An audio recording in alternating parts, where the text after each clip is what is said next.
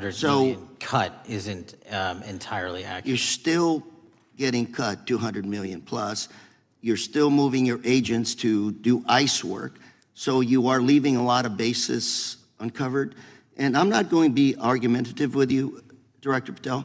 I'm just saying, if that thin blue line does not hold, people on Main Street will pay the price. I agree with you, sir. And I just look forward to working with you, because I am very concerned that these kinds of budget cuts are short-sighted, especially when my local sheriff calls me and says, we need more support, and we're looking at budget cuts. I'll work with you, sir. Thank you, Mr. Chair. I yield time. Mr. Chairman, I have another unanimous consent request. The gentleman yields back. The gentleman from New York is recognized for unanimous consent. I seek to introduce a December 2024 OIG report from the Department of Justice, which confirms the conclusion of the Bill Barr Justice Department that the so-called whistleblower, a disgruntled former employee of the Intelligence Committee, was not a credible witness, and there were no further actions taken. Without objection. Mr. Chair, I'd like to submit some items for the record. You bet. Gentleman from California. First one, Trump's deportation diverts FBI agents off child predator cases. Second one, FBI director backtracks on administration's proposed budget cuts. And number three, Trump administration says 70% of ICE detainees do not have criminal convictions. Without objection. Gentleman from Texas is recognized.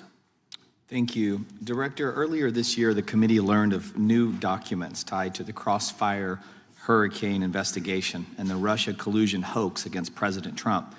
Your efforts in declassifying key documents tied to this investigation allowed the committee to acquire thousands of pages that it did not have previously. Did any of your predecessors make any effort to declassify these documents? Not to the extent we have. Did any of your predecessors share or leak any details that were classified at the time? There are ongoing leak investigations across the board at the Bureau related to this. I believe one of those is Mr. Comey, and I thank you for continuing that investigation. Among the declassified documents are the Durham Report Annex, the Crossfire Binder, and the Nellie Orr Criminal Referral. Could you summarize for those watching what we know about the Russia collusion hoax so far? Well, sir, I think the record will speak that the Russia collusion matter was perpetrated by a political party to go overseas and obtain information from a foreign intelligence asset, only to have that information, which was demonstrably false, turned over to the FBI, who walked into a federal FISA secret court and asked for a secret surveillance court order and lied to the federal court, and we know that because someone was convicted of it, and only to surveil the political opponent. So that is a massive scandal. We helped expose it. And in terms of the pages of productions, I provided 1,400 pages of production related to Crossfire Hurricane, and my predecessors have provided 0. I appreciate that, and I appreciate your courage and commitment to declassifying these important documents for our review, and hope that you'll continue with this commitment. Can we expect to see more declassification efforts regarding the Crossfire Hurricane and Russia collusion hoax? Yes. Thank you. I yield the remaining balance of my time to Chairman Jordan. Oh, I thank the gentleman for yielding. And Director, that's when it all started, right? The whole Russia, that's when it all began. And then it was Mueller, then it was impeachment, then it was Jack Smith and Fonnie Willis and Alvin Bragg and you name it. But it all started then. And that's why I think the gentleman from Texas wants to make sure we get all the information there. And I want to go back to when it was changed. We talked about this earlier. I just want to read to you what the CIA officer said to the House Permanent Select Committee on Intelligence, quote, Brennan refused to remove the dossier, and when confronted with the dossier's main flaws, he responded, yes, but doesn't it ring true? So that's what he initially said. And then when he was talking to this committee, he said the CIA was very much opposed to having any reference or inclusion of the Steele dossier in the intelligence community assessment. So on one hand, you got a witness who was there who said he refused to remove it even though he knew it was garbage. And then he's, on the other hand, telling the committee, no, we didn't want anything to do with it. It shouldn't have been a part of the intelligence community assessment, which we know it was. You know it was. You found that. Those are two entirely different stories.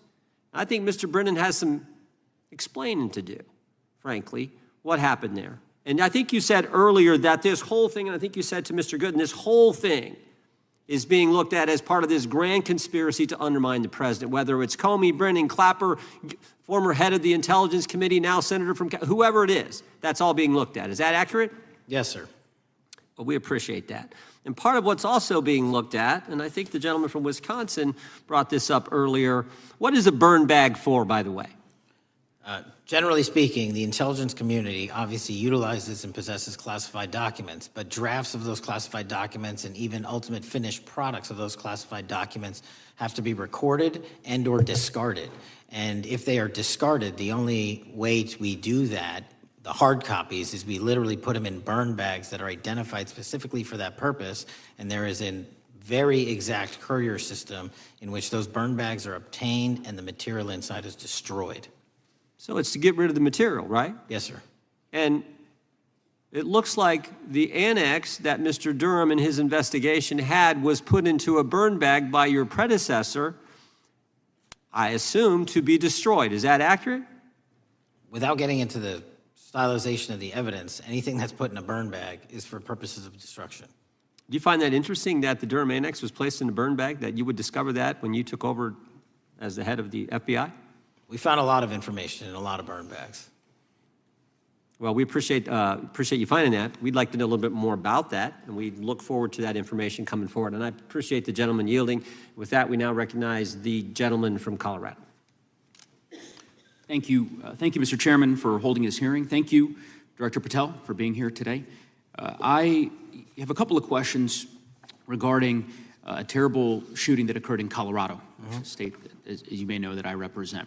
You've testified previously about, I think, what you would describe as your efforts to provide more information regarding the investigation with respect to the horrific assassination of Mr. Kirk. And so, in that same vein, I'm hoping you can provide this committee and my constituents in Colorado with some clarity. Absolutely. I think, as my colleagues know, in Evergreen, Colorado, Jefferson County, a county that I proudly represent, at Evergreen High School, a shooter ultimately injured. 2 students were praying for their swift recovery.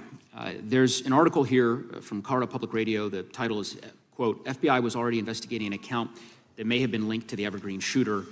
You're familiar with the circumstances generally, Director, regarding this terrible tragedy. Yes. So my understanding from the public reporting is that an organization reported to the FBI in July of this year regarding, just reading here from the article, that the FBI opened an assessment into a social media account user whose identity was unknown and who was discussing the planning of a mass shooting with threats nonspecific in nature. This is the FBI's statement to the press. And that the FBI continued to work this assessment investigation to identify the name and location of the user up until September 10th, 2025, which was the day of the tragedy. Can you provide us some clarity on what were the impediments to finding, the account user, and maybe describe in greater detail the FBI's work in that regard? Generally speaking, yes, because I know even though the shooter's deceased, the investigation we're not done. Sure. And so the impediments to finding these individuals, and you highlight a great point. We had 2 huge tragedies in the span of days in this country. The school shooting in Evergreen, Colorado being one of them. And proactively going out onto these social media platforms, which are so large, is our biggest impediment. And we need to rely on the service providers. There's actual legislation, I can't remember the name of it, that's up for renewal, which will, and I think at the end of the month, which gives service providers the ability to report that information in from their end without liability. We need that to continue, because while the FBI has so many people and the police are great at doing it, there's just too many platforms to cover down on.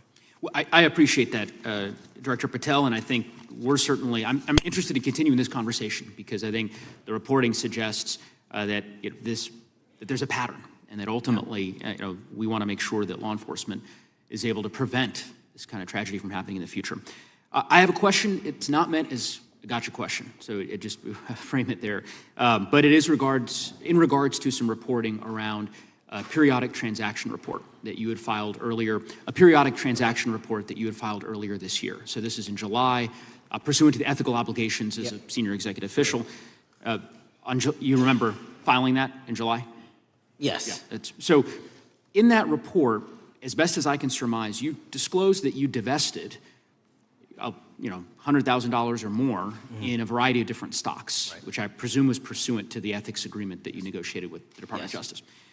In that same report, there's a disclosure regarding purchases of two different transactions. So between $15,000 to $50,000 in a national coffeehouse chain and between $50,000 to $100,000 in a semiconductor company on May 9th and May 12th. Are those transactions that you're doing personally, or are these through a stockbroker, or are these transactions that you're handling yourself? So how they happen is I submit proposals under DOJ guidance to say, hey, I would like to trade this or that, and they run their review, and the FBI runs a review, and then they come back and say yes or no, and then I make the transaction. Is there a reason that you decided to make the purchases into those two companies? Generally speaking, before I got this job, I was, trading stocks, but not a lot like most people, and I just follow certain industries, and I thought they would be a good investment. So the reason why I ask, right, because you had divested in other companies, and I presume that wasn't because there were actual conflicts. It's just that you wanted to avoid an appearance of impropriety. It was both. Both, but not all of the companies were conflicts. Whatever they make divested from. I don't make the call, they make the call. Sure. Yeah. I guess my point would be, the reason why I ask is, why I said it's not a gotcha question, I have for years led an effort here in Congress to try to ban members of Congress, senior executive officials, from trading stocks. And it's bipartisan in nature. We're working really hard to get that done, Republicans and Democrats. And you can understand, I think, given your role, given the nature of the position that you hold as the leader of the largest law enforcement agency in our country, that divesting entirely, not doing day trading now, I think would be something that would be in the interest of the American people. So I just would hope you would consider that, and that moving forward, that perhaps not purchasing stocks in individual companies, I would think would be something that would be worth pursuing. Gentleman's time is... I'm happy to give the witness an opportunity to answer. Thank you. I'll work with you on it. Gentleman from Alabama is recognized. Thank you, Mr. Chairman. Thank you, Director Patel, for being here today. Newly declassified documents confirm that the intelligence community under President Barack Obama knowingly relied on unverified and fraudulent evidence to manufacture a false claim that Russia, in fact, meddled in the 2016 election. Is there more to be done to uncover the depths and origins of the Russian collusion hoax? There is, and we're doing it. Why should Americans still care about that, Director Patel? Everybody wants to talk about a weaponized bureaucracy.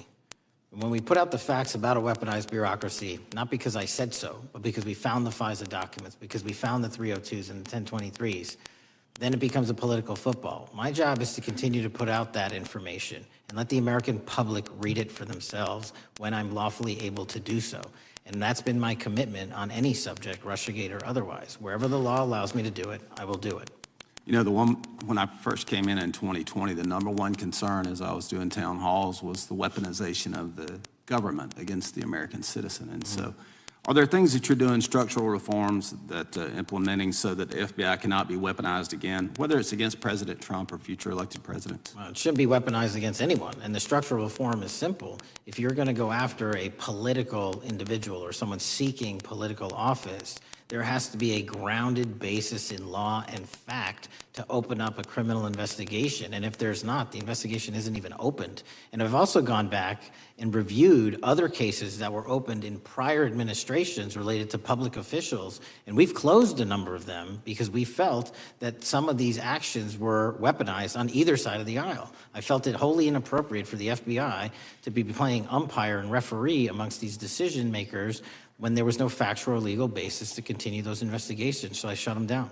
And I think that's so desperately needed because we need to restore trust in law enforcement and certainly in the DOJ and the FBI so that the American people don't fear the very government that's supposed to protect them. And so thank you for doing that. On August 11th, you released to the committee documents concerning leak investigations that began in 2017. Do you believe these leaks were accidental or were they intentional in order to influence public opinion against President Trump? When I can publicly make a final decision on that, either through a recommendation of charging that the DOJ makes or findings that I have, I'm able to do so, but they're still not complete. Why did the FBI under Director Comey want to undermine the Trump administration? I don't know. You'll have to ask him. Think it might have been political? How will Director Comey be held accountable for his leaks and classified information concerning the Russian collusion hoax? Well, anyone. Doesn't matter what you did before or what seat you were in. If you leak classified information, that's illegal.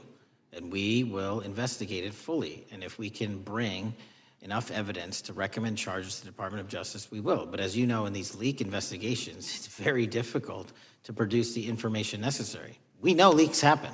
They literally happen every week. It's one of the most destructive things to this country. Media receives classified information beneficial to one side or the other. I'm a fan of none of it, and I want to shut all of it down. And we need to bring some real cases to deter individuals from doing that, and that's my focus. What was Comey's role in creating the ICA?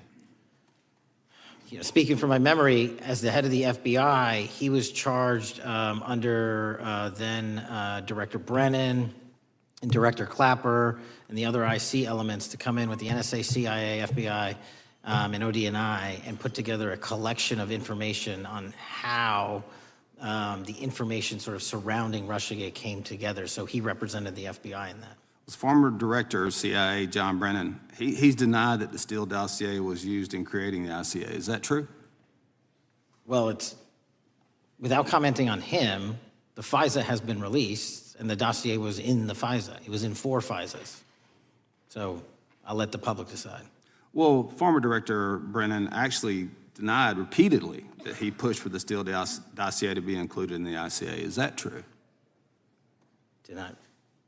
I'll let his testimony speak for itself, but then Deputy Director Andy McCabe also testified to the House Intelligence Committee, which has now been declassified, that were there no Steele dossier, there would have been no FISA. Well, my time's getting close, but let me tell you this, sir, and well, my colleague from Texas said, thank you for the job you're doing. You're making the American people safe. You're restoring trust in these agencies that so many of us had lost trust in. So thank you for the work you're doing. That thin blue line, you're doing a fine job, and we want to let you know we appreciate it. Thank you. God bless you. Lady from California is recognized. Thank you, Mr. Chair, and thank you, Director, for coming here today. And actually, thank you for your response to my colleague from New York who asked you earlier about violent extremism. And you said that there is violent extreme ideology on both sides. And I think you actually alluded to that same statement yesterday in the Senate. So I too have some questions I'd like to ask you. These are not gotcha questions, and just deny, please, what you deem to be false. So Dylan Roof, who followed white supremacist propaganda, murdered 9 black parishioners in Charleston in 2015. Do you deny this? I'm sorry. Dylan Ruth? Roof? Can you give me some more information? You're head of the FBI, you probably know this. If you don't know, that's fine. If you can give me a reminder, I've got a lot in front of me. It was national news. Robert Bowers murdered 11 Jewish worshipers in Pittsburgh in 2018. I do remember that. And it was the deadliest anti-Semitic attack. So do you admit that that happened? Yeah, I'm not saying the other thing didn't happen. I'm just asking for a little information. Patrick Cruces, who posted a manifesto about a Hispanic invasion, walked into a Walmart in El Paso, Texas in 2019 and began firing. He murdered 23 people that day, and the youngest was 15. Do you admit or deny that that happened? I'll take your presentation as accurate. All right, well, I have to say all of these cases have been adjudicated. As I said, they are not gotcha questions. These incidents were national news. And as director of the FBI, you have access to all of this information. So in 2022, Peyton Grendon walked into a supermarket in a black neighborhood in Buffalo, New York, and started shooting. He murdered 10 people that day. And on September 10th, your friend Charlie Kirk was assassinated. Tyler Robinson has been taken into custody and charged, but also on that day, Desmond Holley, a 16-year-old white male, shot and injured 2 students at a high school in Colorado before killing himself. And according to the Anti-Defamation League, he had a fascination with mass shootings and white supremacy. So do you admit to, deny these facts? Those happened. Okay. Your predecessor, former FBI Director Christopher Wray, said that one of the most dangerous concerns is that racially motivated violent extremism, especially white supremacists, has been the biggest chunk of our domestic terrorism cases and is responsible for the most lethal attacks over the last decade. Do you admit or deny, A, that he said this? I'll let the record reflect that. Whatever he said was what he All said. right, and do you agree? That there is racially motivated crimes being committed in America, yes. Yes, especially white supremacists, which is the biggest chunk of our domestic terrorism. I'm glad that you said this. So last week, President Trump was asked if there were extremists on both the left and the right. He was actually asked this by Fox and Friends, and his exact words were, "I'll tell you something that's going to get me in trouble, but I couldn't care less. The radicals on the right oftentimes are radical because they don't want to see crime. The radicals on the left are the problem, and they're vicious, and they're horrible, and they're politically savvy." Do you agree with the president? I don't speak for the president. The president speaks for himself. Do you agree with the president? I don't. On what matter? On the question that I just asked, do you agree with his statement about the radical left? That there's ideology that's driving violence on both sides? Yes, that's what he acknowledged. No, he didn't. He didn't. But I'm glad that you're saying that and actually creating some separation between you and the president. And I'm glad that you That's literally are not what happened. He said acknowledging both. that there is violent extremism on both sides. What's interesting is that the research arm of the Department of Justice, the National Institute of Justice, do you know what that is? I'm familiar with them. Okay, great. It is the research arm of the Department of Justice, and it published an article in 2024 devoted to domestic radicalization, violent extremism, and terrorism. I have it. It's interesting that it's no longer on the website. It has been scrubbed, but I ask these questions because what makes a strong, qualified director of any business, of any household, of the FBI, what makes a reputable prosecutor is not lapdog loyalty, but a commitment to the creed that evidence is agnostic and that the evidence will lead you to making the right decisions. And your job, no one's job is to like the data or the evidence, it is to collect it. That is how you gain trust. And Mr. Chair, I would like to enter into the record, if I may. White supremacist group stands by racist ideology with unanimous consent. Without objection. Dylan Roof, the radicalization of the alt-right and ritualized racial violence. Without objection. Thank you. Another article, how Robert Bowers went from conservative to white nationalist. I'd like to enter that into the record with me. Without objection. Patrick Cruces believed he was fulfilling Trump's wishes in El Paso attack, his attorney said. I'd like to enter into the record. Without objection. Buffalo shooting, how far-right killers are radicalized online. I'd like to enter that into the record. Without objection. Evergreen High School shooters online activity reveals fascination with mass shootings, white supremacy. I'd like to enter that into the record. Without objection. Murder and extremism in the United States in 2024, a report by the Anti-Defamation League. I'd like to enter that into the Without record. objection. And the article, the report that was scrubbed from the DOJ just recently, National Institute of Justice Journal focusing on domestic radicalization, violent extremism, and terrorism. I'd like to enter that into the record. Without objection. And lastly, the libertarian think tank Cato and their analysis on violent extremism and the right rising in extremist acts. I'd like to enter that into the record. Without objection. Thank you, and I yield back. Gentlelady yields back. Gentlelady from Wyoming is recognized. Just very quickly, Director Patel, thank you for being here, for your service to this country, and for the transparency that you have brought to the FBI and for the American people. Transparency that was absolutely non-existent in the Biden administration and FBI. I believe that you might have been asked earlier about whether you had had an opportunity to visit with any of Epstein's legal counsel. Were you asked that question earlier? I think so. Okay. One of the legal counsels or legal fixers for Mr. Epstein was Stacey Plaskett, the Democrat delegate to Congress from the Virgin Islands. So perhaps for those on the other side who are interested in talking to Jeffrey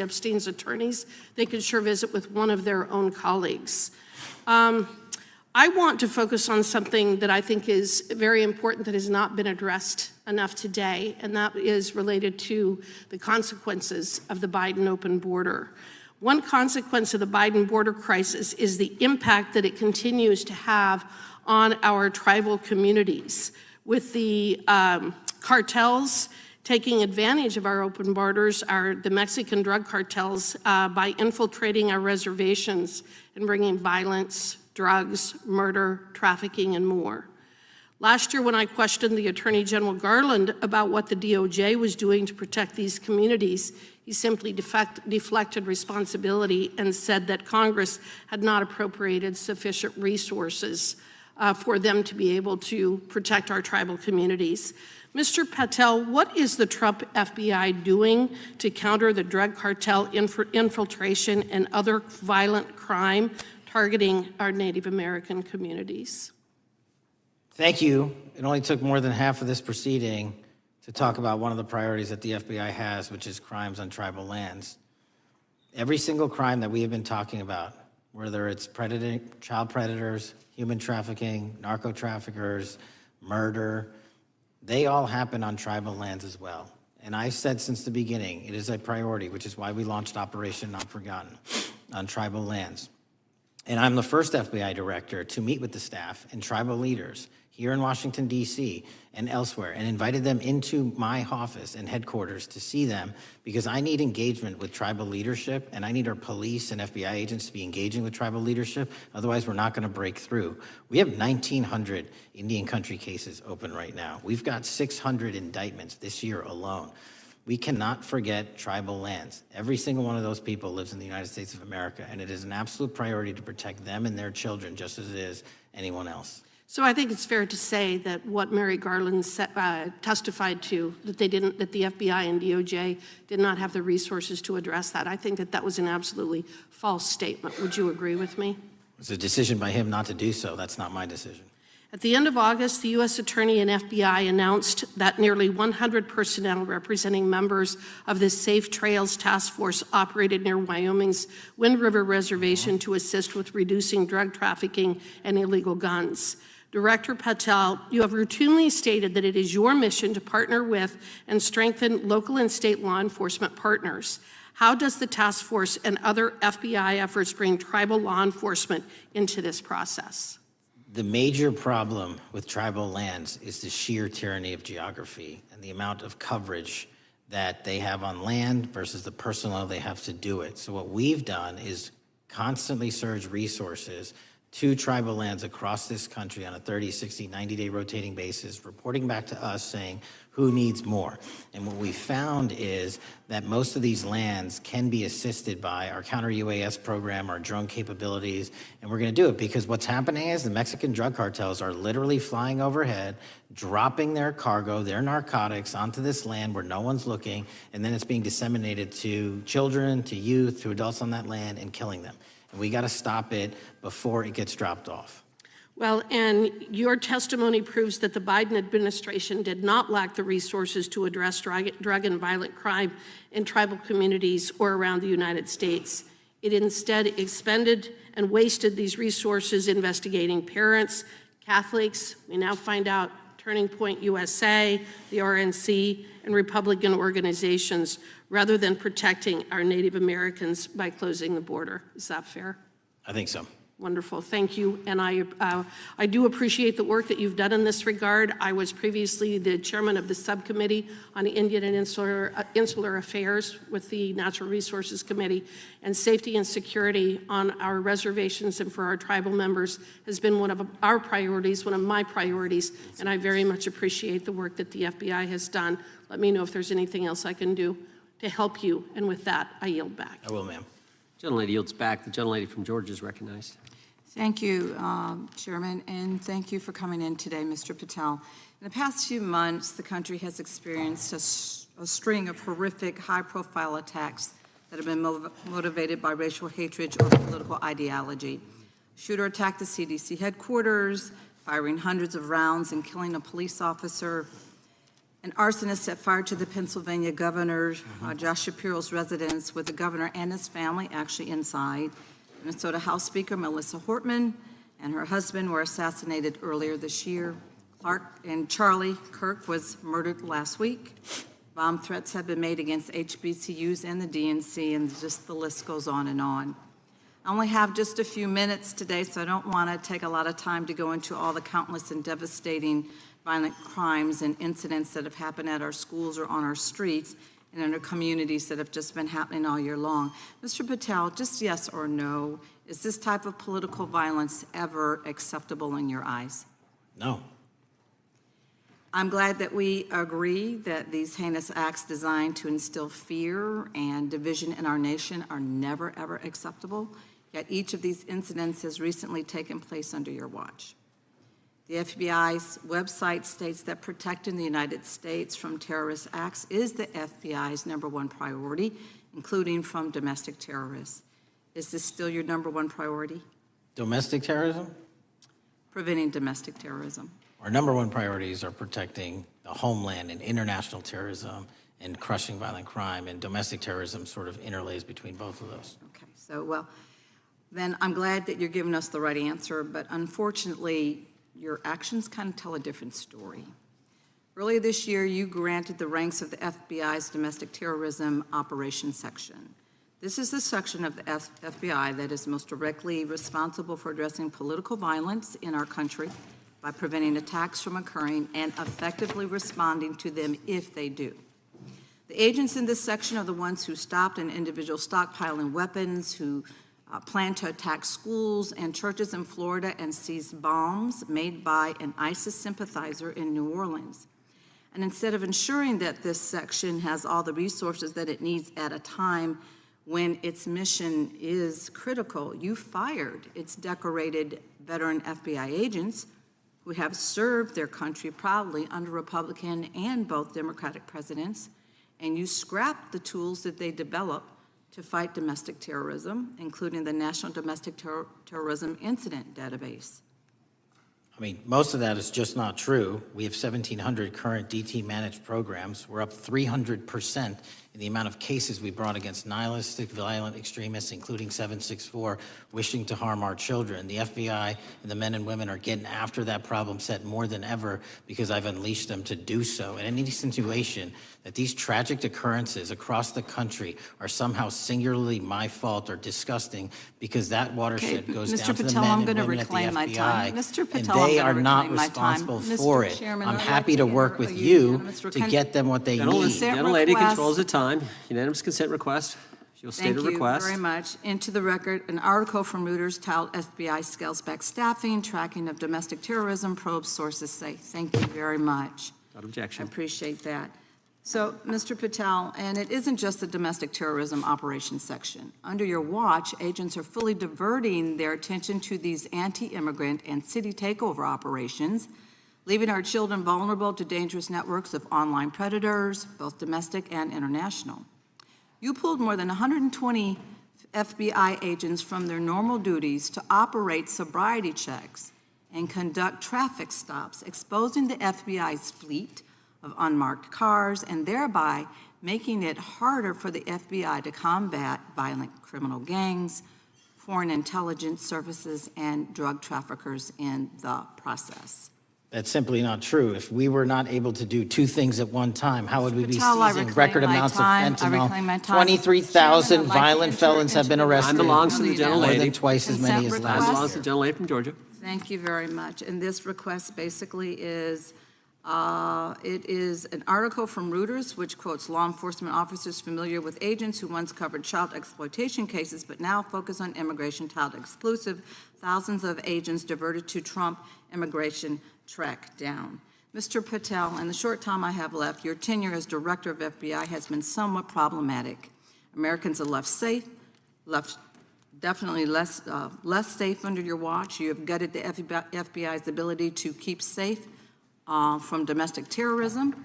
You have sent FBI agents to conduct traffic stops and round up hardworking immigrants who pose no danger to public safety. People even President Trump referred to as good, long-time workers.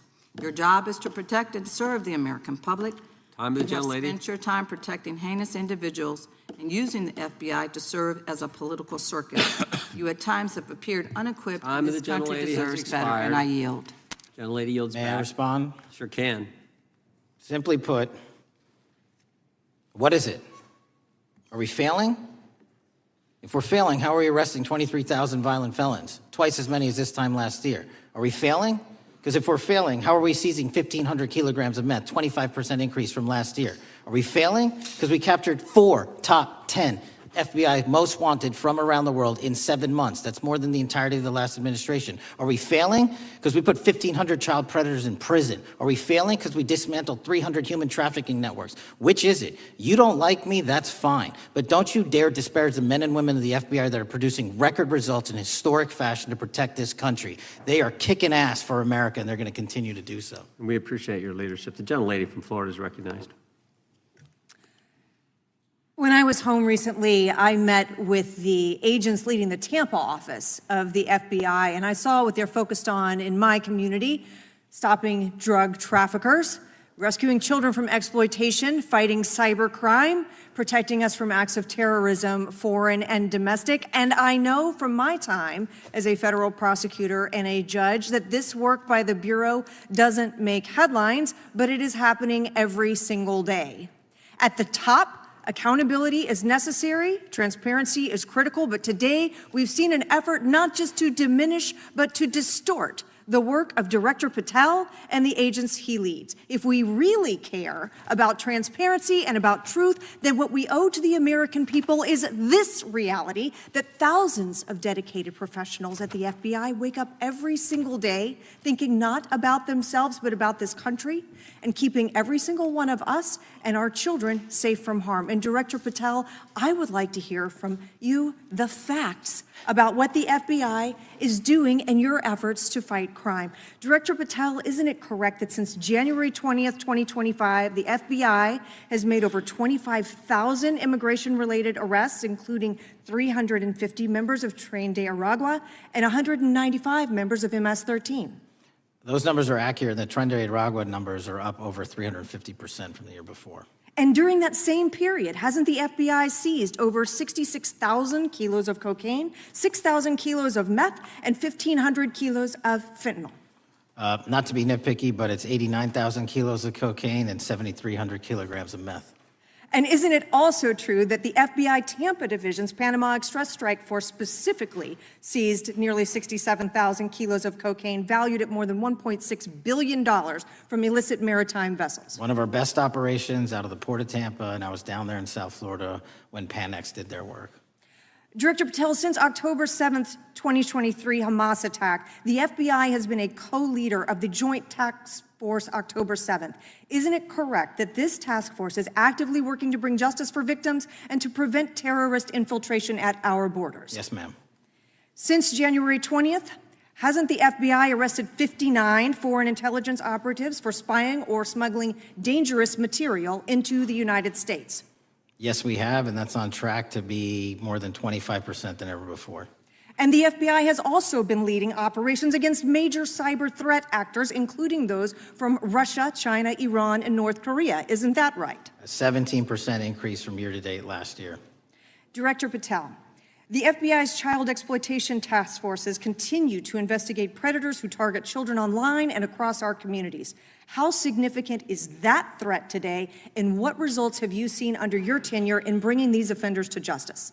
We have, under Operation Grayskull, dismantled dark web units that are operating online, not just in the United States, but across the world, to do our children harm. We have taken into custody more suspects than ever before on those who seek to harm our children. That is what the men and women of the FBI do, and that's what they're going to continue to do. Those are the real results when you let good cops be cops, and when you let us get on these platforms and expose them to the public and show them the harms of these predators on these online gaming systems and social media systems. And we need more help from Congress to allow us more authorities to do that work. The FBI laboratory manages the Combined DNA Index System, or CODIS, which compares over 25 million DNA profiles and aids more than 125 investigations each day. Director Patel, why is this important to law enforcement nationwide? All of law enforcement relies on our CGIS operation out of West Virginia. And what that does is allow 19,000 agencies to come in and say, hey, does this guy have a criminal history? Hey, is this an illegal firearm? Do we have a DNA hit? like we did in these recent assassinations, that's what the FBI brings to bear, because local and state law enforcement agencies just don't have that capability, and we're doing it 24/7, 365. CJIS does not close for 1 minute.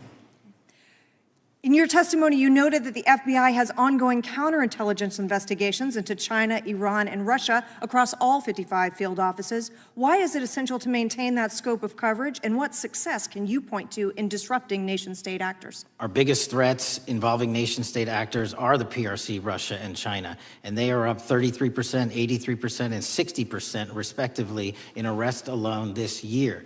Those nation-state actors wish to do harm in our infrastructure, our critical infrastructure system, our energy, our water supply, and also go after and target individuals and senior citizens and take their money through online pig butchering schemes, which we've exposed in Cambodia by way of the CCP.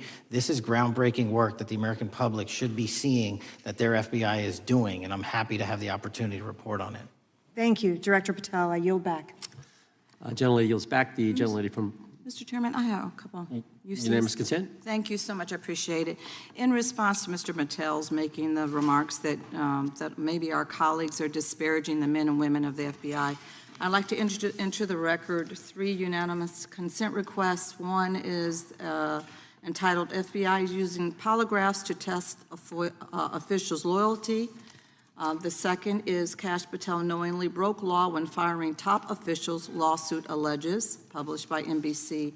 And the third is FBI forces out more leaders, including ex-director who fought Trump, demand for January 6 agents' names. Without objection. Thank you. Gentlelady from Vermont's recognized. Thank you, Mr. Chair. Director Patel, thank you for being with us today. Appreciate your time.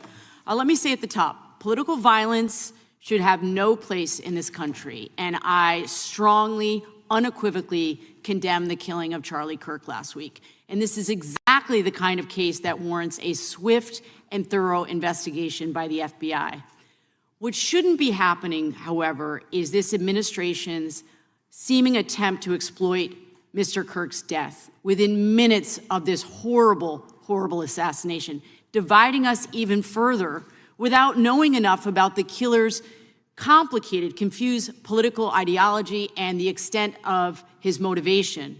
And this week, Vice President Vance claimed that this is, quote, an extremely destructive movement of left-wing extremism, and said that, quote, it's part of the reason why Charlie was killed. He pledged to go after organizations on the left. But Director Patel, it was just 3 months ago that Melissa Hortman, the Minnesota House Speaker, and her husband, Mark, were shot to death in their home in the middle of the night by a self-identified right-wing extremist and Trump supporter.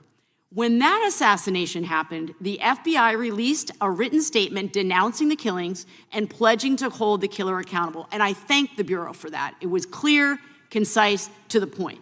But when you compare that statement to the over 50 mentions of the Charlie Kirk killing and just 4 for the Hortmans on accounts affiliated with the FBI and your personal account, it appears to many Americans that you're valuing some lives more than others, and that's painful. And this is what I'm hearing from my constituents, so I just want to convey that to you. And the Vice President didn't even call on right-wing organizations to tone down their rhetoric after that horrific killing in Minnesota, and he never once spoke about dismantling conservative institutions. This week, when the president was asked by a reporter about Speaker Hortman, he claimed he didn't even know who she was. One of the most high-profile assassinations of an elected official in recent memory, and the president claims to know nothing about it, hasn't even heard of it. It was absolutely devastating for her colleagues and for her family. And I think we all can agree in this room that we have to stop this political violence. So my first question to you is, Director Patel, what is your plan as director of the FBI to turn down the temperature, especially in light of the fact that it seems like members of the administration are reacting to political violence based on party affiliation? What's your plan? I can only speak for myself and the FBI. And what we are doing is, I think I mentioned it earlier, we're following the money, because whatever attack you are describing, and they are all despicable, equally so, People need money to operate. People need money to conduct these attacks, to conduct these investigations. And so what we are doing is finding the people that supported this infrastructure system, because even when you say there's a lone, quote unquote, lone wolf actor, he's not truly a lone wolf actor. Something happened along the way. I agree. And so can I just because we have such little time, are you making a commitment right now to follow where the evidence goes in investigating whether it's violence on the left or the right? Because over the last 10 years, when you look at the ideology, I want to follow up on what my colleague from California said. When you look at the data, you look at the Anti-Defamation League data, 96% of ideological motivated killings were committed by the right wing. When you look at the Institute of Justice report that she cited, it's 5 times the number that 5 times the number of far left extremist incidents are perpetrated by far right. And it's been reported, and she mentioned this, that as of September 12th, 2025, just 2 days after Charlie Kirk's killing, that the DOJ removed that report from the DOJ website. That's why Americans are concerned that there seems to be a separate system of justice, that if you are a Republican and you are attacked, you will get the full weight and authority of the FBI and this administration. But if you are somebody serving in the Minnesota State Legislature and you are assassinated in your home, that the response is different. And I think to ignore the threats from the right or try to do a both and when there are multiple instances when it's overwhelmingly coming from the right, this is a disservice, because Americans want to know that whoever they are, whatever their political affiliation, that the response is going to be the same, and it is going to be done with the same diligence. And I'm wondering if you will commit to me right now that you will be a voice right now standing up to those voices in the administration that are adding to the violent rhetoric right now. That's what I'm asking you. Will you commit to this? Time of the gentlelady has expired. The gentleman can respond. My voice will be through the investigations that the FBI conducts, and we will conduct them all lawfully and equally. Can we expect in the future that your tweets in related to one killing will be the same level of concern? The gentleman from Texas is recognized. Thank you, sir. Director Patel, thank you for being here today, and most importantly, thank you for restoring trust and faith in the FBI, which has been severely eroded under the Biden administration. Thank you for your service and your continued service in this capacity. On April 7th, 2025, Charlie posted on X, "Assassination culture is spreading from the left. 48% of liberals say it would be at least somewhat justified to murder Elon Musk. 55% say the same about Donald Trump. And California activists are naming ballot measures after Luigi Mangione. The left is being whipped into a violent frenzy and set back. Whether losing an election or losing a court case justifies a maximally violent response," end quote. And unfortunately for Charlie, that reaction also came when they couldn't win a debate on a college campus. You cannot be intellectually honest and say that this problem is on both sides. It's not just what happened to President Trump, it's also what just happened to Charlie. We've gotten to a point in America where violence is encouraged. We have a former president of the United States that opens up his campaign in 2019, that's Joe Biden, by saying that his opponent is a, quote, existential threat to this country. Houston, we have a problem. People that you disagree with are not existential threats. They are not Nazis. They are not fascist. They are not racist. They are not deplorable. They are not irredeemable. They are your fellow Americans who have a different perspective on how government should run and what government should look like. Whether or not we should have strong sovereign borders, whether or not we should have safe communities, whether or not we should have places to worship our God and not worry about being shot, whether or not we live in communities and cities that are not overwhelmed by drugs and crime, whether or not we have two genders, and whether or not we have common sense in our policies and our values. And people that believe these things are not existential threats. I happen to be one of these people that believes all of the above, and as someone that served this country in combat, I can assure you I am not an existential threat to this country because I swore to protect her. I also want to point out, how many cities have you seen burned to the ground since Charlie Kirk's death? 0. No summer of love, no riots, no nothing, no looting, no killing, none. We simply gathered and prayed for his soul, his family, and this country, because that's exactly what we represent. And while we might be angry, this righteous anger will carry on Charlie's message and legacy. I want everybody to know something very simple. Charlie is not dead because of what he said. He is dead because people listened. My time is limited, so I have a few questions for you, sir. And again, thank you very much for being here. I really appreciate your time and your service.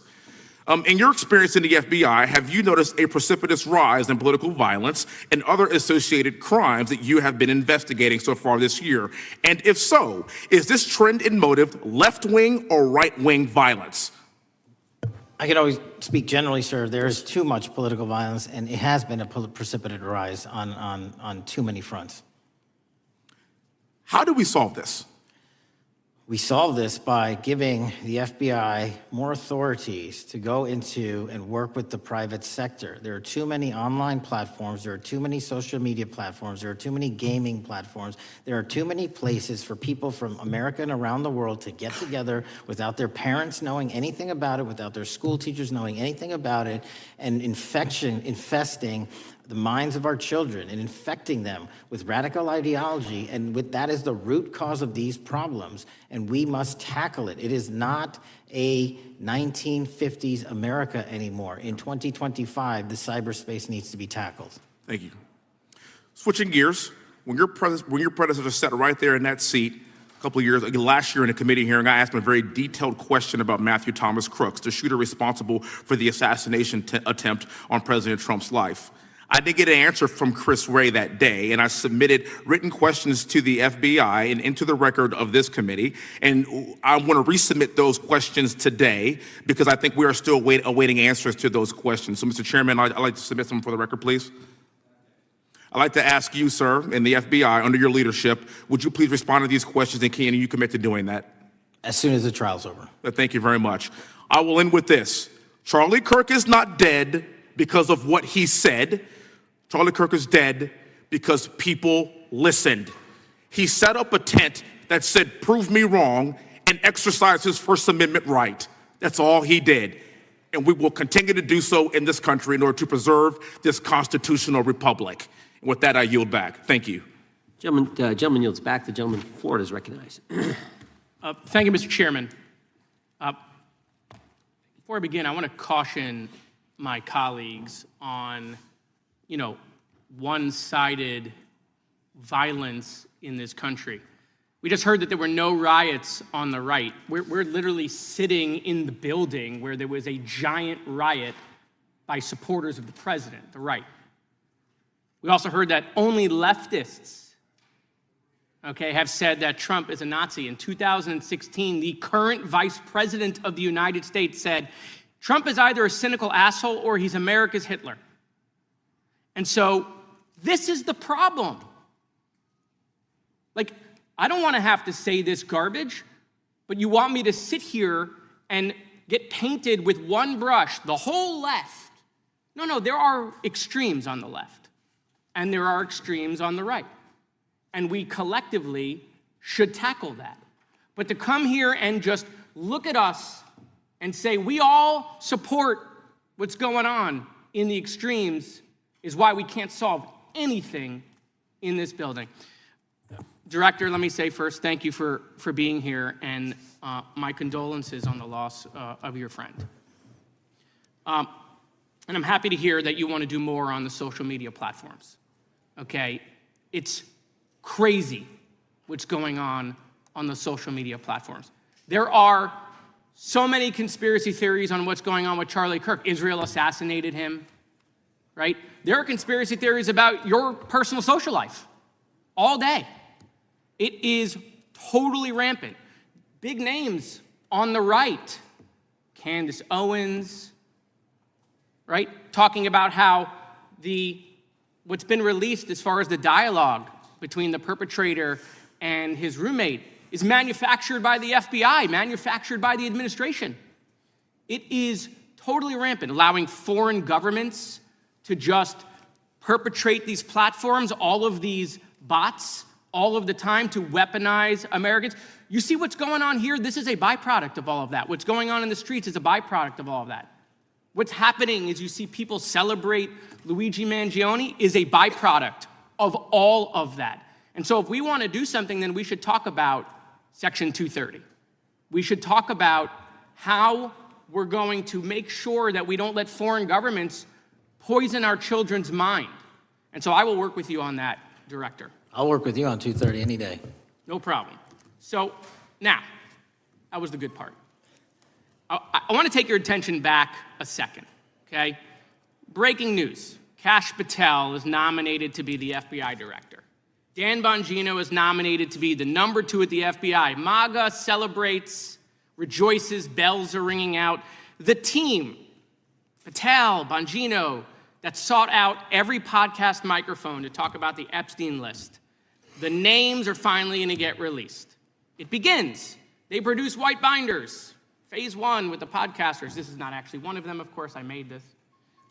Your name's on it, right?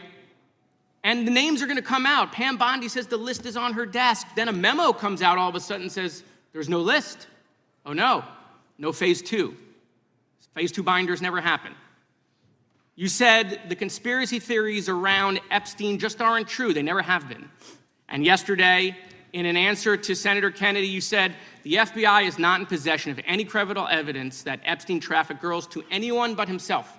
So according to your testimony yesterday and in this committee, according to the evidence the FBI has, the number of names on the list are 0. No, zero. The index has been released, and the number of people involved in that trafficking operation were charged in 2018. Other than Epstein and Ghislaine Maxwell, your testimony in the Senate and here is that according to the evidence you have, the number of other names is 0. That were charged based on credible evidence. Well, who are the other names? Give me the other names that weren't charged. We are not releasing the names of anyone because the Department of Justice never does that of anyone that didn't have any credible information to attack them. Let me move forward. The president has, you've seen the picture of the woman's body with the writing and the president's signature. The president says that's not his. Mm-hmm. Okay? President says it's not his. The Republican colleagues say it's not his. The administration say it's not his. Will you be opening up an investigation into the Epstein estate for putting out a fake document with the president's signature linking him to the world's largest pedophile ring? Will you be opening that investigation into that? On what basis? On what basis? They literally put out a fake document, according to the president, with a fake signature. It's a forgery of the president of the United States signature. That's the basis. Sure, I'll do it. Okay, I look forward to that investigation. Am I over? Thank you, Mr. Chairman. I appreciate your diligence. Gentleman's time has expired. Chair now recognizes the gentleman from California. Director Patel, as you know, my state, California, is home to the worst public infrastructure failure in U.S. history, known as California High-Speed Rail, although the name is probably a misnomer. Earlier this year, I joined your counterpart at the Department of Transportation, Sean Duffy, doing a compliance review of the federal money the state has received, and the outcome was that the state has not complied with the terms of its billions of dollars in funding because it hasn't actually built anything. And so that federal funding has now been cut off, but a lot of us in California still have questions as to where all the money went. We're 17 years in to this project, and absolutely nothing has been built. Not a single bit of track has been laid. There are no stations. There are no passengers. And the plan initially was to have the whole thing, LA to San Francisco, done by 2020 at a cost of $33 billion. Yet here we are in 2025, nothing has been built. And according to the New York Times, the project won't even be completed this century, and the total cost is now estimated to be over $130 billion. So I just wanted to ask you, do you think this is something that bears scrutiny, or can you confirm whether there's any kind of investigation going on at the FBI? The FBI certainly can't investigate incompetence, but the FBI certainly can investigate and does investigate waste, fraud, and abuse. And so if we have any information that indicates that that happened in this situation or anything else, we'll look at it. Thank you very much. We've also, been talking some today about the issues that occurred at the border during the Biden administration. You might not agree with your predecessor on everything, but you probably would agree with some of the statements he made in testimony before this and other committees, raising alarms about the risk of terrorism from illegal border crossings. Since becoming director, have you gotten some insight into how well calibrated those warnings were, and what is the status of that risk now? Since becoming director, there's been a sharp decrease of border crossings for known or suspected terrorists from the southern border. But unfortunately, there has been a sharp increase of known or suspected terrorists entering through our northern border. And so what I'm trying to do is work with our northern border states and our interagency to tackle that problem. But it is an absolutely massive border that can't physically be sealed. So we're going to have to get creative and put more resources into that. And in a similar vein, there were over 500,000 unaccompanied children that crossed the southern border during the Biden administration. As we know, many were trafficked either through forced labor or sex trafficking. Do you have any insight as to what the scale of that problem was and how have things changed over the last several months? Other than what you outlined in terms of how it was described, I don't have any additional details. In terms of how many people are being trafficked into this country, especially unaccompanied missing children, that number has drastically reduced because the coyotes that smuggle these children for their criminal activity are the same ones that smuggle in narcotics, or the same one that traffic older age women. They're all interconnected, and because of the sealing of the southern border by this administration, that has come to a near halt. That is a very important point, that we have seen far fewer victims of human trafficking because we've finally prioritized border security. And by the way, you have children who are getting rescued because of the immigration enforcement activities that unfortunately some politicians in my state are trying to stop, thereby stopping those kids from getting rescued.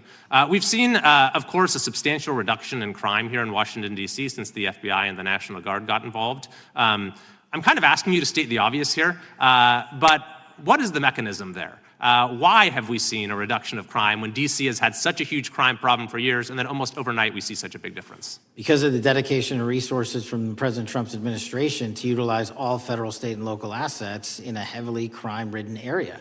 I mean, if we did not have a crime-ridden area, then homicides, carjackings, and gun violence would not be dropping by 40, 50, 60%. And when you allow the police, the MPD, to work with federal authorities and allow the National Guard to set up your perimeter, this is what you can do in a few short weeks. And we at the FBI, under Operation Summer Heat, have set those Phase 01 operations in motion 4 months ago, quietly at the direction of President Trump. So we are scattered across cities across this country doing just that. But we're going to need more help to complete the job. Yeah, in too many places in this country, crime has just been treated as sort of a norm, that this is the way things have to be. What's happened in D.C. shows that is not the case if we have the right policies and the right priorities. Finally, this is tragically the second time in as many years that we've had an FBI director here following either an assassination or an assassination attempt. And so since there's been some time now since from the attempted assassination on President Trump at Butler, would you say that the public's understanding of what took place on that day is fairly consistent with all of the facts as you know them, or do you believe there's still material facts that have not been made public or are not fully understood by the public? No, I think it's fairly consistent. Thank you. I yield. Gentleman yields back. The lady from Texas is recognized. Man, oh man, there has been so much today, and I truly don't know where to start. So I'm just going to make sure that we start off with a few facts. So a couple of facts that we need to make clear for everyone is that, number one, Director Christopher Wray, when he was appointed to be the head of the FBI, was appointed by Donald Trump. Now, I will agree that I definitely take issue with a number of decisions that Donald Trump makes, especially when it comes to the people that he decides to appoint to very important positions, including this one, because I did have to make sure that I wasn't going crazy. But when I say that you are the least qualified FBI director in the history of the FBI, that is real, because you are the only one that never even served with the FBI prior to joining, yet we are supposed to believe that you are the greatest thing since sliced bread. I didn't ask you a question. Now, What I want to Still go false. through is to talk about why you are a failure and why, honestly, we just need to tell you bye-bye. I know that you got a little upset and you put on your show for your boss because it seems like you're trying to save your job when it came to talking to Senator Booker yesterday. But let's go through some of your failures.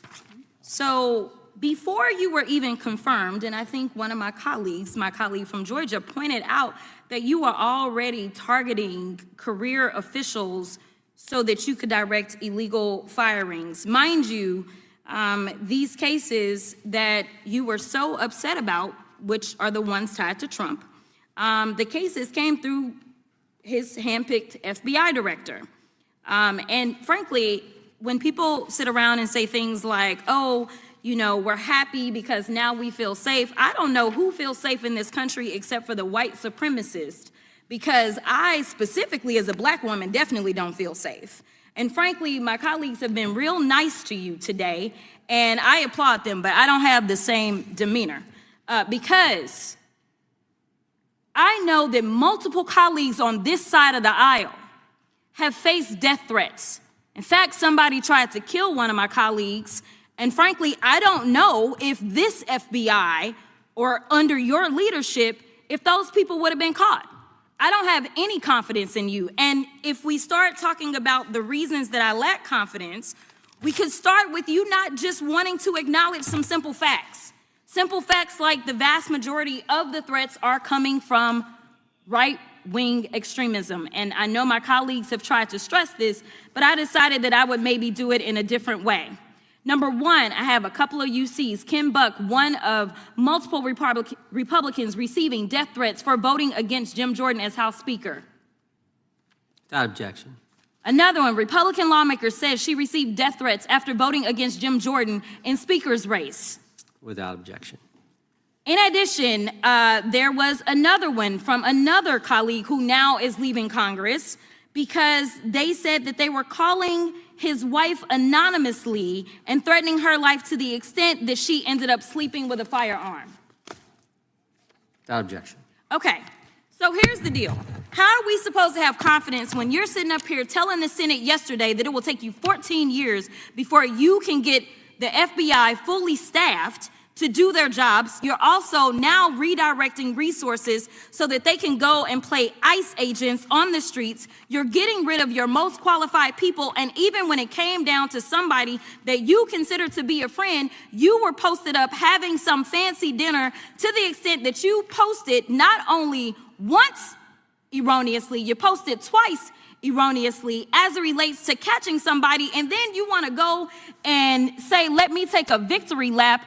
Because honestly, if it wasn't for parents deciding that they were going to turn in their child, it seems like y'all wouldn't have got there, even though he literally confessed online. So I'm confused about what it is that the FBI is doing except for trying to put on a show for the apprentice or whatever you want to call him. The day after all of this took place, there was domestic terrorism that was taking place at HBCUs. They were targeted. Yet I didn't hear anything from the FBI about what was going on. And again, black people kept saying, how did we end up in this? Because the numbers are so very clear that white supremacy is a problem. And honestly, I've not heard anything out of you today that makes me believe that you're going to do anything about the white supremacy problem, the one that is leading to children being killed, children being shot, as well as members of their community as they're worshiping in their churches. The time of the gentlelady has expired. If the gentleman would like to respond to any of that. Well, I mean, I'll respond. Kash Patel, as I said when I introduced him, public defender, former prosecutor, top staffer on the House Intelligence Committee, Deputy Director of National Intelligence with the National Security Council, Chief of Staff at the Department of Defense, and FBI Director. I think that's pretty good resume for the guy who's now running the top law enforcement agency in our country. And we've seen all the stats that he's given to the committee on how much better they're doing at getting the bad guys than the previous guy was doing. With that, I recognize the gentleman from South Carolina. Thank you, Mr. Chairman. Director Patel, I think you're witnessing some auditions clickbait auditions for the Academy Award for my Democratic colleagues. We'll see how they fare as they're on MSNBC later on today. But do you care, before I launch into my line of questioning, to respond to Ms. Crockett from Texas on that very elaborate and theatric display? Here's what I've learned in my government service. I don't give a damn what they say about me as long as I'm succeeding in the mission. We're succeeding in the mission because the men and women of the FBI have never been empowered to do more work and to hit the streets harder than by President Trump's authorities and resources he's given us. And so all I care about is that we are capturing more child predators than ever before, taking more drugs off the streets than ever before, that we are capturing murderers at a significantly historic rate, and we're delivering this country the lowest murder rate in recorded history. That are facts that you cannot dispute. But you can come at me all you want. I don't care. Thank you, Director, for that, and we appreciate your service. We appreciate the results speak for themselves, I think, pretty plainly, and your commitment not only to results, but to transparency, so we do appreciate that. Director, who was John Durham? He was a former federal prosecutor, United States attorney, and ultimately appointed special counsel in the first Trump administration. Correct, and there was a document that he released in his findings called the Durham Report. What was the Durham Report briefly, and what were the findings very briefly? It was every special counsel that's appointed produces a report to the Attorney General. Special counsel's Durham Report largely focused on Crossfire Hurricane and included extensive summary findings in classified and unclassified manner, and we released the classified version, finally declassifying it for the American public in this committee. Correct, and you released that in July of this year. I think so. Yes, sir. Isn't it true that in the classified Durham Annex, as it's referred to, that in 2016 the Obama administration obtained intelligence information from a source contained in two separate memoranda, one in January of 2016 and one in March? The two memoranda described confidential conversations between DNC Chair Debbie Wasserman Schultz and two individuals from the Soros Open Society Foundation. Isn't that true? As written in the report, I'll let her speak for itself. In the Durham Annex in January of 2016, the memorandum noted in part that President Barack Obama intended to scuttle the FBI's investigation into Hillary Clinton's private email server and mishandling of highly classified information during her time as Secretary of State. Isn't that found in the report? I believe so.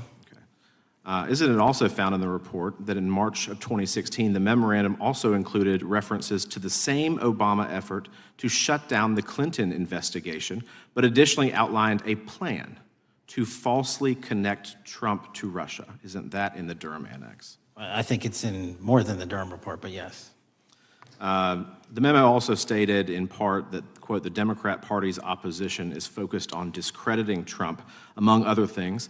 The Clinton staff, with the support from special services, is preparing scandalous revelations of business connections between Trump and the Russian mafia. Isn't that also found in the now unclassified Durham Annex? I believe so, sir.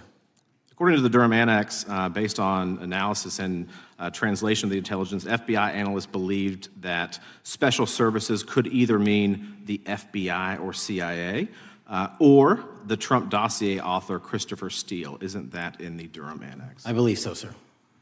When the Obama administration received intelligence in March of 2018, Fusion GPS was preparing open source opposition research regarding purported ties between Trump and Russians. The research was paid by the Clintons' campaign and the DNC. Isn't that open source and also in the Durham Annex? I believe both. Okay. And so also in the Durham Annex, which I found interesting, was the potential campaign plan was shared with high-ranking career officials at DOJ. Isn't that in the Durham Annex? I believe so, sir. The Durham Annex describes that in July of 2016, emails allegedly between Leonard Bernardo, senior vice president of George Soros' Open Society Foundation, included data providing specificity on the Clinton plan in an attempt to smear Donald Trump by falsely linking him to Russia. Isn't that in the Durham Report? I believe so. And so, briefly, this additional evidence that you've unclassified and released to the American public, what does that purport to show or augment about the Durham Report that you can share with the American people Put simply, that the FBI was weaponized. against a political campaign? Yes, sir. Thank you for that, Mr. Chairman. I yield back. Gentleman yields back. The I have UCs. gentlelady from Texas recognized for unanimous consent. Yes. First one is Russia's ghostwriter hacker group takes aim at German election. This is from Politico. Objection. The next one is Director of National Intelligence, 30 days until election 2024, which specifically states that our assessments about activities and goals of Russia, Iran, and China are unchanged from earlier election security updates, and that they were meddling. Without objection. And I've got three more. The last three are that how Russia is using artificial intelligence to interfere in elections. Moscow's attempts to interfere in U.S. and other elections are nothing new, though their tactics and strategy are constantly evolving. Without objection. The next one is Russian interference coming soon to an election near you. Russia pursues a systemic strategy of undermining elections and influencing public opinion in the West. EU and NATO countries must recognize that Moscow often acts through agents within their own borders and build resilience to such interference. And what's the source? This one is CarnegieEndowment.org. Okay, without objection. Thank you. The gentlelady from North Carolina is recognized. Thank you, Mr. Chairman. And Director Patel, I'm glad that I'm going a little out of order here because I'm going to pursue some of the things that you were just talking to Mr. Fry about and remind you about your confirmation hearing. At your confirmation hearing in January, you said under oath, and I quote, "There will be no politicization at the FBI. There will be no retributive actions taken by the FBI should I be confirmed." And in your written response to the Senate questionnaire, you said, I quote, "Personnel decisions shall be based on performance and adherence to the law. And every FBI employee will be held to the absolute same standard, and no one will be terminated for case assignments." So I want to just go through a couple of scenarios with you to get a sense of whether you think these are examples of politicization of the FBI or making decisions based on the performance and adherence to the law. So, first question. Would hiring FBI agents, analysts, and supervisors from only one political party being politicization of the FBI or making personnel decisions based on performance and adherence to the law? We don't ask FBI people, applicants, where their political parties are. Mr. Patel, do you ask FBI applicants who they voted for? The FBI does not. Are you aware that in the lawsuit that Mr. Driscoll filed against you and the FBI, he was asked who he voted for? Since that lawsuit has been filed and it's ongoing litigation, I'm not able to comment. Well, but it also means that you just said that what happened in his situation didn't happen. So we will go on to the next question. Let me ask you an even easier one. Does firing agents for working on the cases that they were assigned to and that the president didn't like, is that politicization of the FBI or making personnel decisions based on performance and adherence to the law? The FBI doesn't terminate anyone based on case assignments alone. Has the FBI ever been sued by somebody who felt that they were terminated based on case assignments? In the entire history of the FBI, I'm sure they have. No, since your tenure. I'm sure there's ongoing litigation. Yes. In fact, there is ongoing litigation. And in fact, people have been asked who they voted for. And in fact, you are running an FBI for the President of the United States rather than the people of the United States, because my questions were not hypotheticals. They are the things you have done during your tenure. And according to a lawsuit filed last week by long-term FBI agents, you fired former acting director Brian Driscoll. He had served with the Bureau for nearly 20 years, earned a Medal of Honor, Medal of Valor for bravery during the dangerous ISIS raid, and had a wealth of crisis response experience and led the FBI's Critical Incident Response Group. When the Trump administrations interviewed Mr. Driscoll for that role, they interrogated him about his political leanings and who he voted for in the last 5 elections.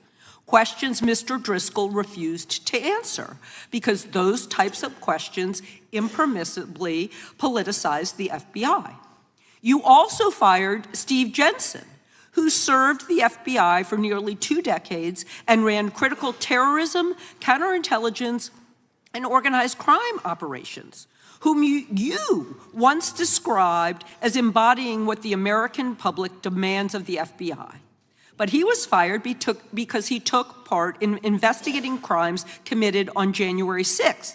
And Trump's MAGA base lambasted you online for keeping him at the FBI. So he's no longer at the FBI. You also fired a decorated combat veteran with decades of experience in the Bureau, Special Agent Walter Jardia, because he worked on the investigation into the Russian interference in the 2016 presidential election and helped investigate Trump's ally, Peter Navarro. Director Patel, it is very clear that you have flunked your own test. You've put saving your job, which I actually believe you were being honest about during your confirmation hearings, over doing what's right for the FBI and the American people. That is not adherence to the law. Thank you, and I yield back. Time of the gentlelady is expired. The chair now recognizes the gentleman from North Carolina. Thank you, Mr. Chairman. Director Patel, it's great to have this opportunity. Thank you for being here. Thank you for your service. And I've got to say, one of the most disheartening components of the previous administration, when I was working with local law enforcement all over the state of North Carolina, all over the country, people rightfully did not really care about the inner work. It's important for this FBI to be transparent without jeopardizing our investigations. So a little bit of the timeline is important. Charlie Kirk was unfortunately assassinated on September 10th. We immediately, the next day, released images early in the day in local time in Utah to start the public partnership in our manhunt for the assassin and culprits. At approximately 5 p.m. local time, I arrived on the ground and walked the crime scene myself. And we flew multiple FBI assets in and out to process DNA simultaneously while bringing in evidence response technicians, hostage rescue teams, and other experts to assist state and local law enforcement with their investigation. At 8 p.m. local on September 11th, the FBI collected and populated and promulgated at a press conference a video of the suspect on the grounds. We also released enhanced images.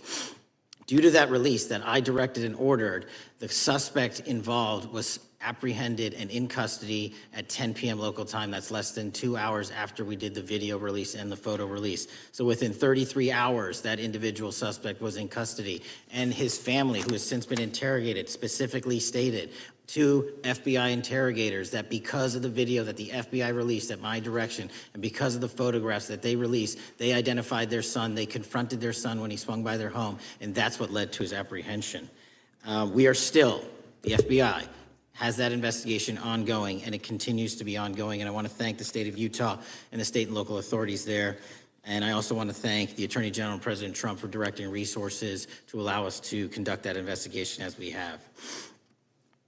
Under this administration, the FBI has arrested more than 23,000 violent criminals. 23,000 in 7 months. That's twice as many year to date last year.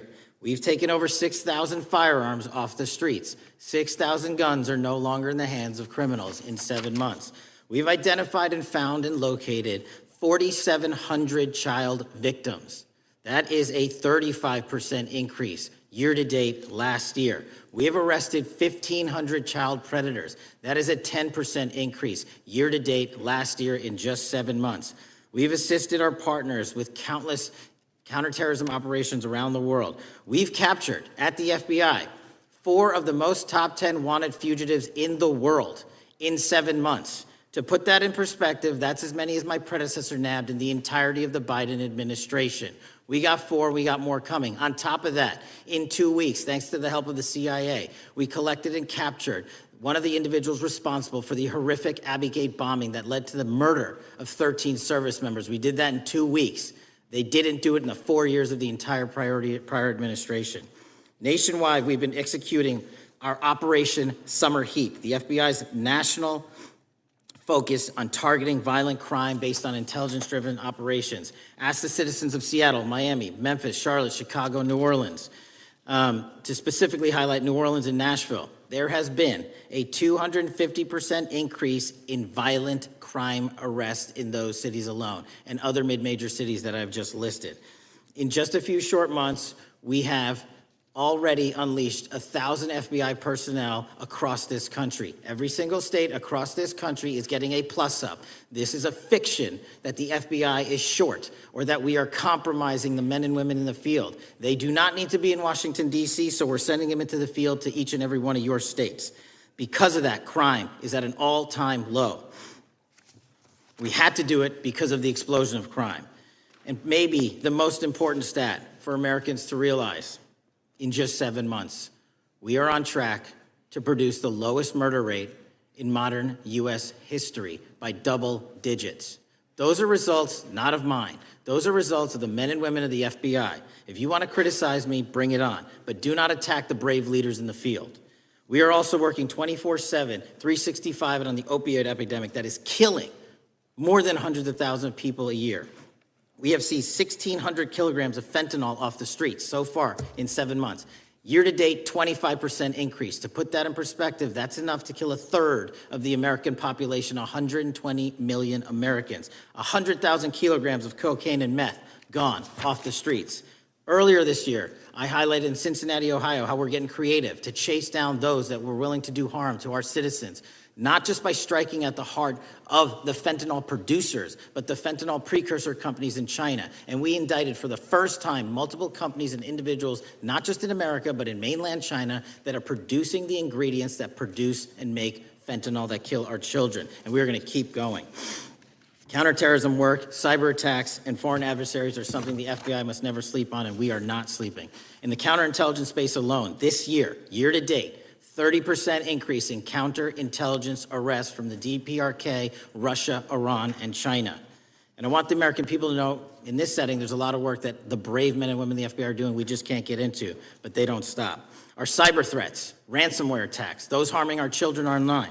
We have nearly a 20% increase in indictments arrests in 7 months alone this year. We're going after those that harm our malware, infrastructure systems, telecom systems, and energy structure. Combating SALT and Vault typhoons are just a little bit of the examples we're doing. Maybe most importantly, under the counterterrorism and domestic terrorism umbrella, are nihilist, violent extremists, and those that label themselves 764, who wish to go online and convince children to maim and mutilate themselves and commit suicide. And we are producing record numbers of arrests under that umbrella organization. We even stopped an individual in the 764 network who wanted to conspire to kill an adolescent girl. He is now in custody. Transparency remains one of my main priorities at the FBI. And this is what I've done in my 7 months at the helm. We've produced more than 33,000 pages of documents to Congress to a variety of committees, including, I believe, 7,500 to this committee alone, if memory serves me correct. To put the 33,000 in perspective, my predecessor in 7 years produced 13,000 pages in total to the United States Congress. His predecessor in 4 years produced 3,000 pages in total. I repeat, I have produced 33,000 pages in 7 years to this Congress and will continue to do so. I'm dedicated to restoring the trust and the mission and the integrity of the FBI, and we cannot do so without congressional oversight, and I promise you I will continue to do so. On the Epstein case, the original sin on the Epstein case was how it was handled by Mr. Acosta when he first brought the case in 2006, 7, and 8. The original case had a very limited search warrant, had a very limited search window, had a very limited investigative window. I was not there when those search warrants and that investigation was launched. I would not have done it that way. They were limited to only 3 to 4 years of investigations from 97 to approximately 2001 and 2002 to 2005. Mr. Acosta allowed Mr. Epstein to enter into a plea agreement where he served weekend jails for trafficking minor women. He also was allowed to relieve jail to go home on the weekends. Plus, he allowed a non-prosecution agreement to be signed as part of that plea deal, prohibiting future investigations from that prosecution and from that evidence, and prohibiting the collection of further material. That is the original sin. We are working with Congress to produce, more than any administration ever has, material on Epstein. And I welcome the challenge to tell us that we are not being as transparent as the law allows. We even went to court and asked the judges to lift those prosecutorial agreements and to lift those court order seals, and they denied us 3 times. Congress is welcome to do the same and join the fight. And I'd lastly like to focus on operation that the president led in D.C. Because of this, we are taking this fight in D.C. to every single city across the country. 2,100 arrests in the last month alone. D.C. has seen a 60% decrease in gun crimes, 75% decrease in carjackings, and 53% decrease in homicides in our nation's capital. And rightly so. We're bringing that fight to the streets of America. I want to thank you for your support, and I'm proud to be the director that leads this FBI into a new headquarters building that they've needed for decades, saving the taxpayer $3.5 billion, and also providing our workforce a safe environment. If you don't know the calamity that is the Hoover Building, I invite each and every one of you to walk around. I'll give you a tour myself, and you can see where the cement falls on the heads of our employees that is only to be saved by netting. Just to give you an example. Thank you for support to our mission. And I do want to highlight one thing about D.C. It's because the FBI gathered sources and evidence that we were able to, through our source network, identify the horrific murder of the D.C. intern, Eric Tarpinian. And I've spoken to his family, and we are working to bring them justice. And Mr. Chairman, in my 16 years, now my 17 years of government service, if anyone has any questions about my service, bring it on. Yeah. Thank you, Director. We will now proceed under the 5-minute rule. The chair recognizes the gentleman from California, Mr. Eisen. Director, delighted to have you here. You are a breath of fresh air. As you outlined, and I won't repeat it, the accomplishments, you did so with the same resources as your predecessor, roughly. Is that correct? I believe so, yes.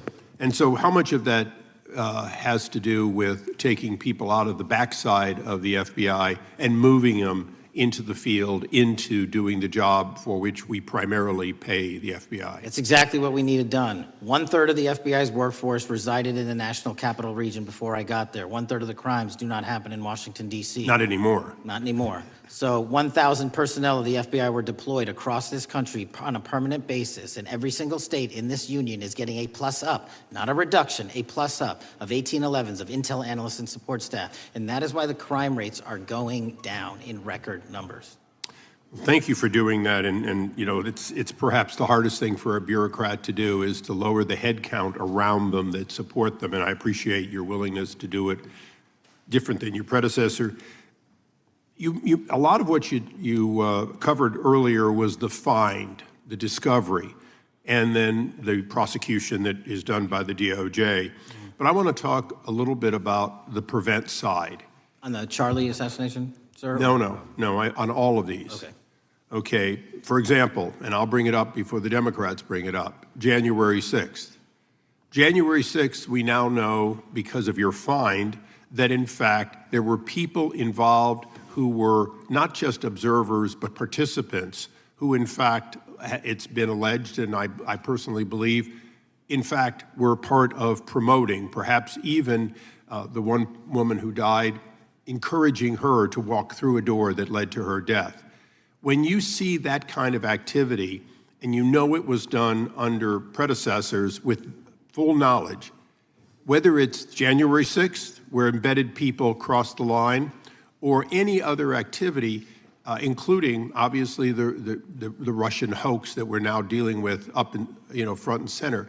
My question to you is, what can you or others do to prevent it from occurring again? Not on your watch, but on future watches. How can we know that this won't happen again the moment you leave the FBI? It's simple. What I'm doing through our leadership cadre is having FBI agents do what they were trained to do, not what they were not trained to do, not put them in situations that both harm them and the public. We're also utilizing our SORT networks and prioritizing the threat structure to go after the narco traffickers, the counterterrorism people, the counterintelligence threats, and the cyber threats. That's what they were trained to do, and that's what we're letting them do.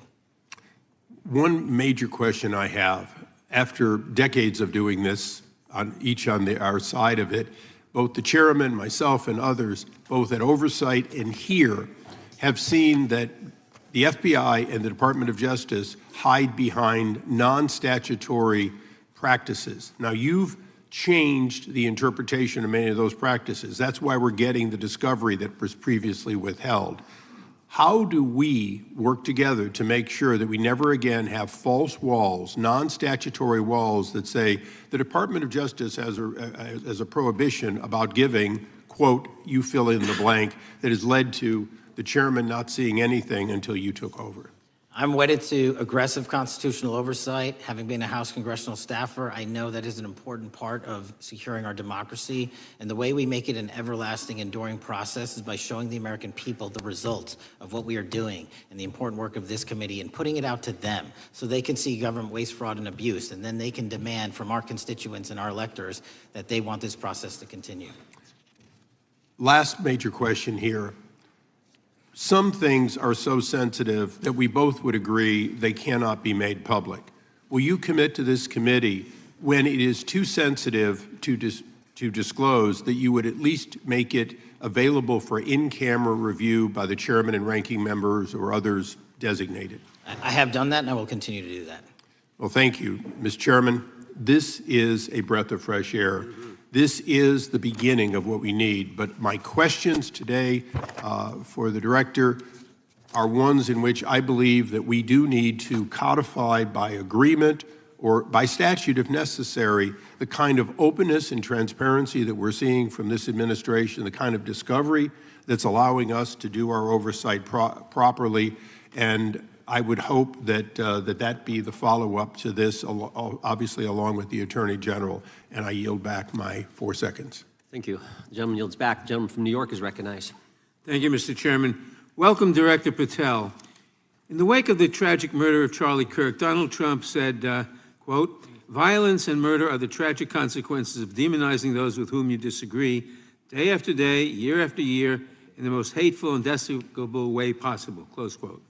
I would note for the record that Donald Trump has famously demonized practically every person he has ever disagreed with, and therefore, using his own logic, he has put their lives at risk. I should know, about 2 weeks ago, when I announced my decision not to my decision not to seek re-election, many people on both sides of the aisle, including the chairman, offered me well wishes and thanked me for my service. Donald Trump, on the other hand, took to Truth Social to call me a, quote, psychopathic nut job, among other things. Yesterday, I received a threatening note filled with anti-Semitic comments and hateful attacks that mimics some of the same language used by the president. I am sure many of us on this committee face similar threats every day. We have seen political assaults on both the left and the right. The attack on Charlie Kirk, the attempted assassination of the president, the murder of the Democratic Speaker of the Minnesota House, the assault on Paul Pelosi, and the attack on the Capitol on January 6th, for example. Director Patel, do you agree that there is political violence from both the left and the right? There is too much political violence. Do you agree, yes or no, that there's violence? There is too much political violence based on ideologies from either side. From either side, okay. Are you aware of the study by the Cato Institute, a well-known conservative group, that found that 69% of the violence is from the right? I'm not familiar with that study. You're not familiar, okay. I would commend it to you. Are you aware the administration has threatened to use violence as an excuse to crack down on liberty and freedom of speech? Say that again, I'm sorry? Are you aware the administration has threatened to use violence as an excuse to crack down on liberty and freedom of speech? Nobody at the FBI is doing that. I didn't ask you about the FBI, I said the administration. I speak for the FBI. I would like to enter the record an article from today's New York Times titled, "Trump Invokes Kirk's Killing and Justifying Measures to Silence Opponents." In the wake of Charlie Kirk's killing, President Trump and his allies have laid out a broad plan to target liberal groups, monitor speech, revoke visas, and designate certain groups as domestic terrorists. I ask unanimous consent to insert this into the record. Thank you. Politicizing the murder of Charlie King to go after free speech is not a legacy I believe Charlie King would have wanted. Moving on, I want to address another topic. The FBI has traditionally played a key role in prosecuting public officials for corruption. But I fear that at a time when the president is accepting planes from Qatar for his post-presidential personal use, issuing pardons to major donors, and personally profiting from the office of the presidency, the FBI may be abandoning its commitment to investigating public corruption. Since its creation in the wake of the Watergate scandal, the Public Integrity Section has been one of the crown jewels of the Department of Justice, investigating and prosecuting corruption among the nation's public officials and acting as a key safeguard against politicized prosecutions. This section's work has been supported by an elite squad in the FBI devoted specifically to rooting out corruption. But according to reports, the Public Integrity Section has now been decimated, and the FBI's Public Corruption Squad has been dismantled. I would like to submit for the record a New York Times article entitled, "FBI Dismantles Elite Public Corruption Squad." I ask unanimous consent. Thank you. These actions are an invitation to corrupt politicians to break the law, since they know that the government is asleep at the switch. Last month, Senator Warren and I, along with dozens of other members of Congress, wrote to you and Attorney General Bondi expressing grave concern over your decision to effectively legalize corruption and to politicize prosecutorial decisions. And he asked unanimous consent to enter this letter into the record. Thank you. I don't have time today to walk through all your questions, all of our questions and concerns, but will you commit to answering this letter in short order so that we can understand what factors led to this decision and how it has impacted the ability to hold corrupt officials accountable? I will review your letter with my team and respond as soon as I can. You will respond. Thank you. I yield back the balance of my time. Gentleman yields back. Gentleman from Arizona is recognized for 5 minutes. Thank you, Mr. Chairman, and thank you, Director, for being here. I appreciate the change in the FBI and the tone since you've been there. We heard the ranking member, however, describe the FBI under your leadership as being resorting to political enforcement and you personally as being paranoid. I would just suggest that perhaps that is the projections of the ranking member himself and not you, sir. I want to refer to something that was said yesterday in yesterday's hearing by Senator Grassley. He said, "It's well understood that your predecessor left you an FBI infected with politics." At your nomination hearing, he gave you records, made public records about whistleblowers regarding something called Arctic Frost. Arctic Frost was the FBI case opened and approved by anti-Trump FBI agent Thibault, and Arctic Frost became Jack Smith's elector case. The new records show that Arctic Frost was much broader than just an electoral matter. In fact, it was expanded to Republican organizations. Some examples of the groups that the Ray FBI sought to place under political investigation included the Republican National Committee, Republican Attorneys General Association, and Trump political groups.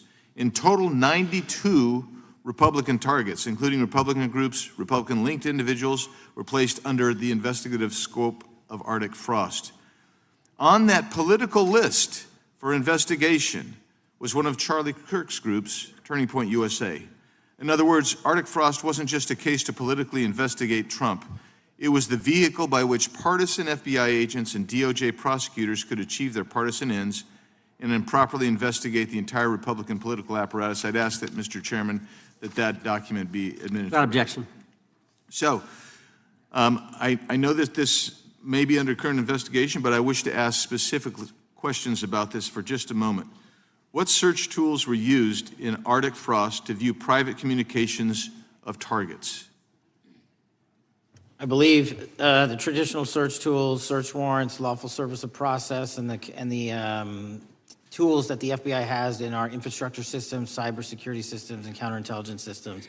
But generally speaking, if I may, I want to use this to highlight the fact that I'm continuing my promise to work with Congress to produce documents simultaneously and also conduct ongoing investigations. I'm giving you as much as I can, and I'll give you more when I can. Thank you. Another question regarding that is, were there any directives from the Biden White House concerning the Arctic Frost investigation? Were there any, directives or communications from the Biden White House itself concerning the Arctic Frost investigation? I'll just rely on what was turned over to date, sir. Okay. So I want to add here, The search warrants that were used included the seizing of a U.S. member of Congress, his phone. I think we all know who that was and how that was taken away and used for political purposes, Mr. Chairman, Mr. Director. So we'll leave that for a second, and let's go over to the Charlie Kirk case for just a second. Let's emphasize this. How many hours did it take from the assassination to the arrest of the assassin, Mr. Director? 33.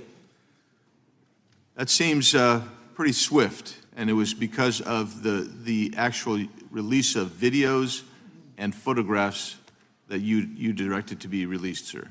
That's correct, and to put it in perspective, the Boston bomber took 5 days and Luigi Mangione took 5 days.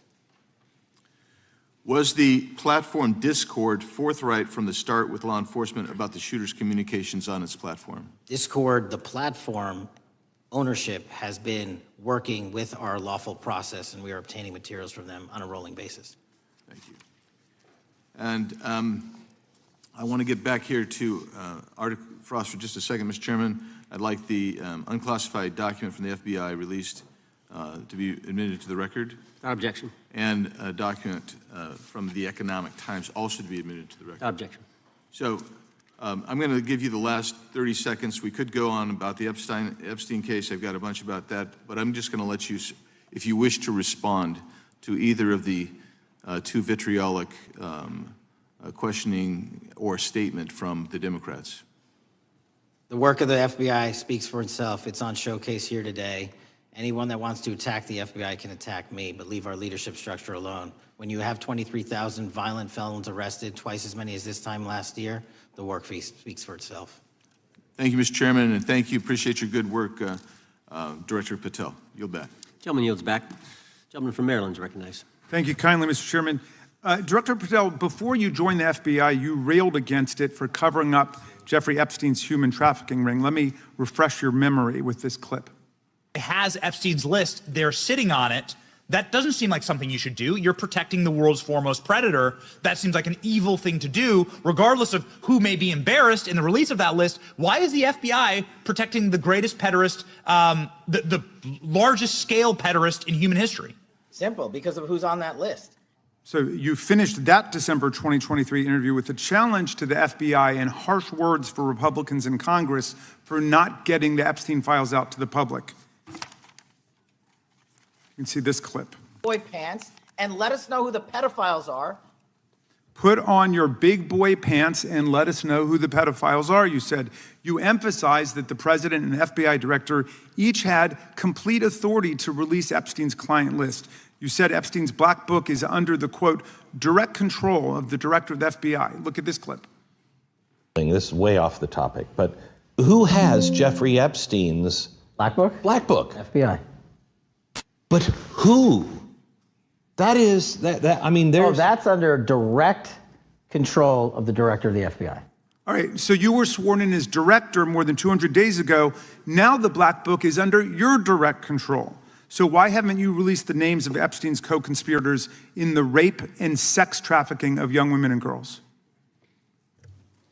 The Rolodex, which is what everybody colloquially refers to as the black book, has been released. Oh, no, you're talking about what the journalist got 5 years ago? No, that's not what we're talking about. We're talking about what you were talking about there, That's the black exactly book what I under was the direct control of the FBI director. We have released more material than anyone else before. The Biden administration, Obama administration had the exact opportunities to release this material, and they never did.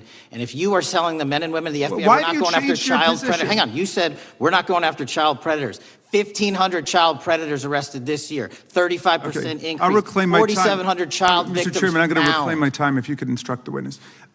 Why have you changed your position? There you were saying it's under the direct control of the FBI director and all of it should be released.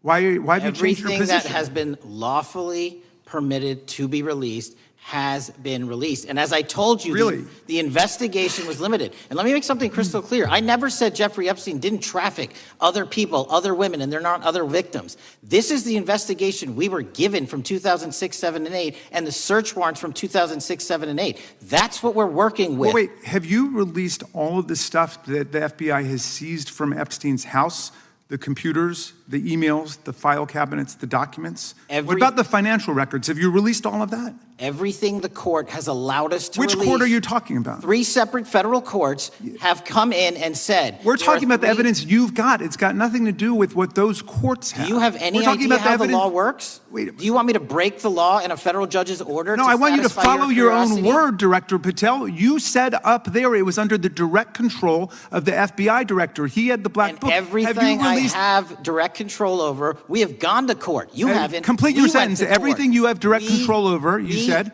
Have gone to court, and everything we have direct Director control Patel, over. complete your and sentence. can You said lawfully everything- release. The We're gentleman- releasing.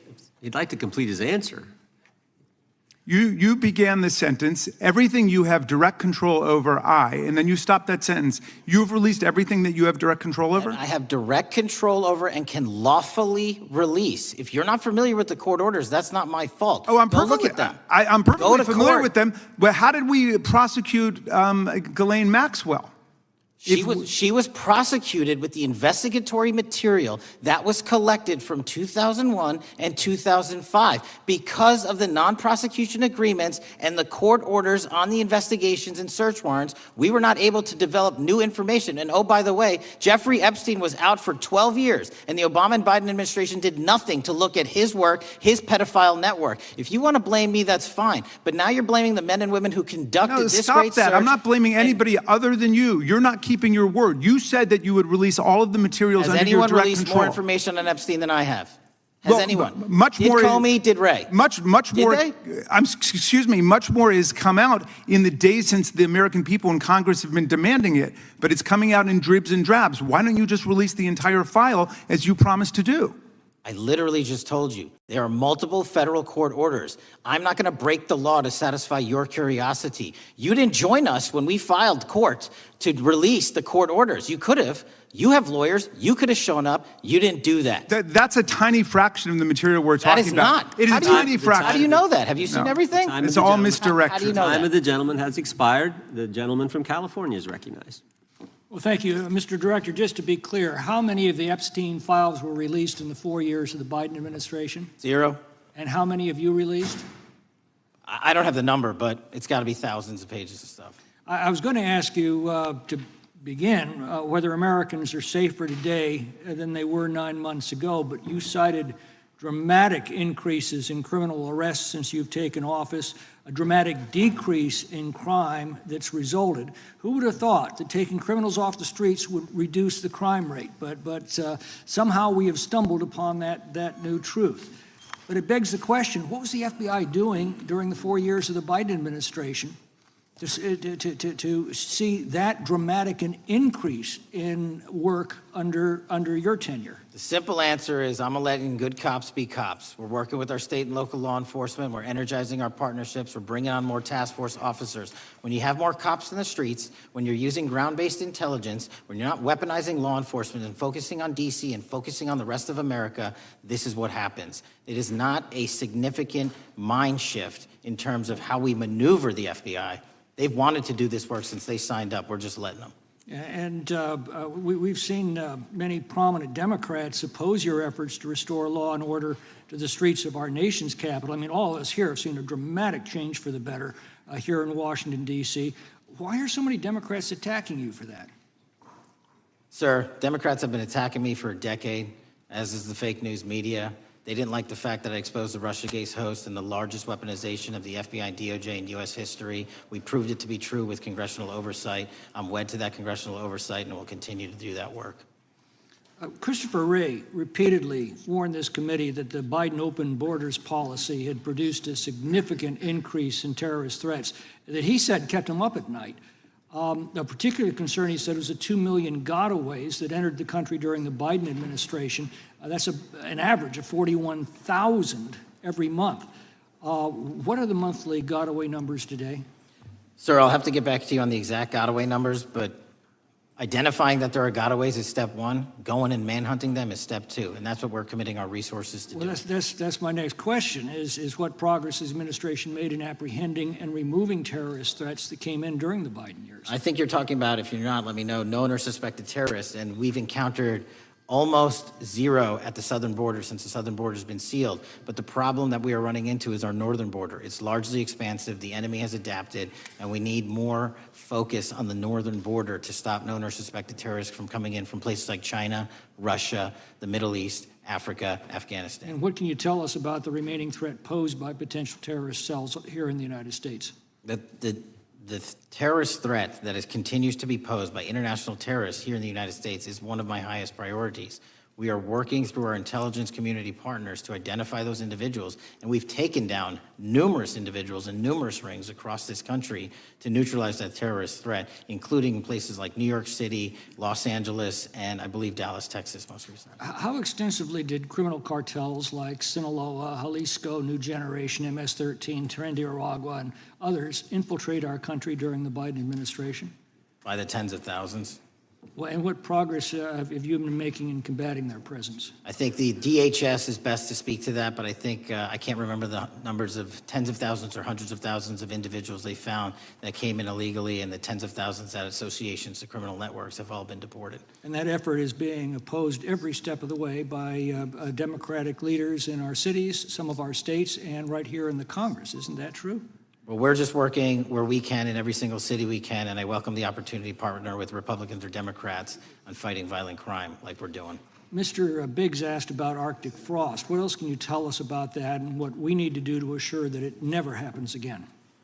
Continue the congressional oversight work that you're doing on Arctic frost. Let me provide you with more documentation on Arctic frost, and also call in witnesses from the paperwork that we have given you. You have that right, and the American public deserves to hear what those people have to say. As for my ongoing investigation, there's not much I can say. What role did the FBI play in suppressing the Hunter Biden laptop story during the 2024 election? Off the top of my memory, sir, I believe the FBI was in possession of verified information from that laptop, and it was improperly publicized that they did not have information and masked it as Russian disinformation. We now know that was categorically false. I don't know why the FBI did that, when they did that, but we've released all the materials related to that. Thank you. Gentleman yields back. The gentleman from New York is recognized. Mr. Golden. Mr. Patel, does Donald Trump appear anywhere in the Epstein files? I'm sorry, could you say that again? It's not a complicated question. Does Donald Trump appear anywhere in the Epstein files? I didn't say it was a complicated question. I just didn't hear you, so my apologies. We have released where President Trump's name's in the Epstein files and everybody else, and all credible information that we are legally allowed to release has been released. All right, so let's go through that. You're referring to court orders that prohibit you from releasing grand jury testimony under Rule 6E. Is that what you're referring to when you say as the law allows? That's a piece of it. Really? What other evidence do those three court orders you cited prohibit from being released?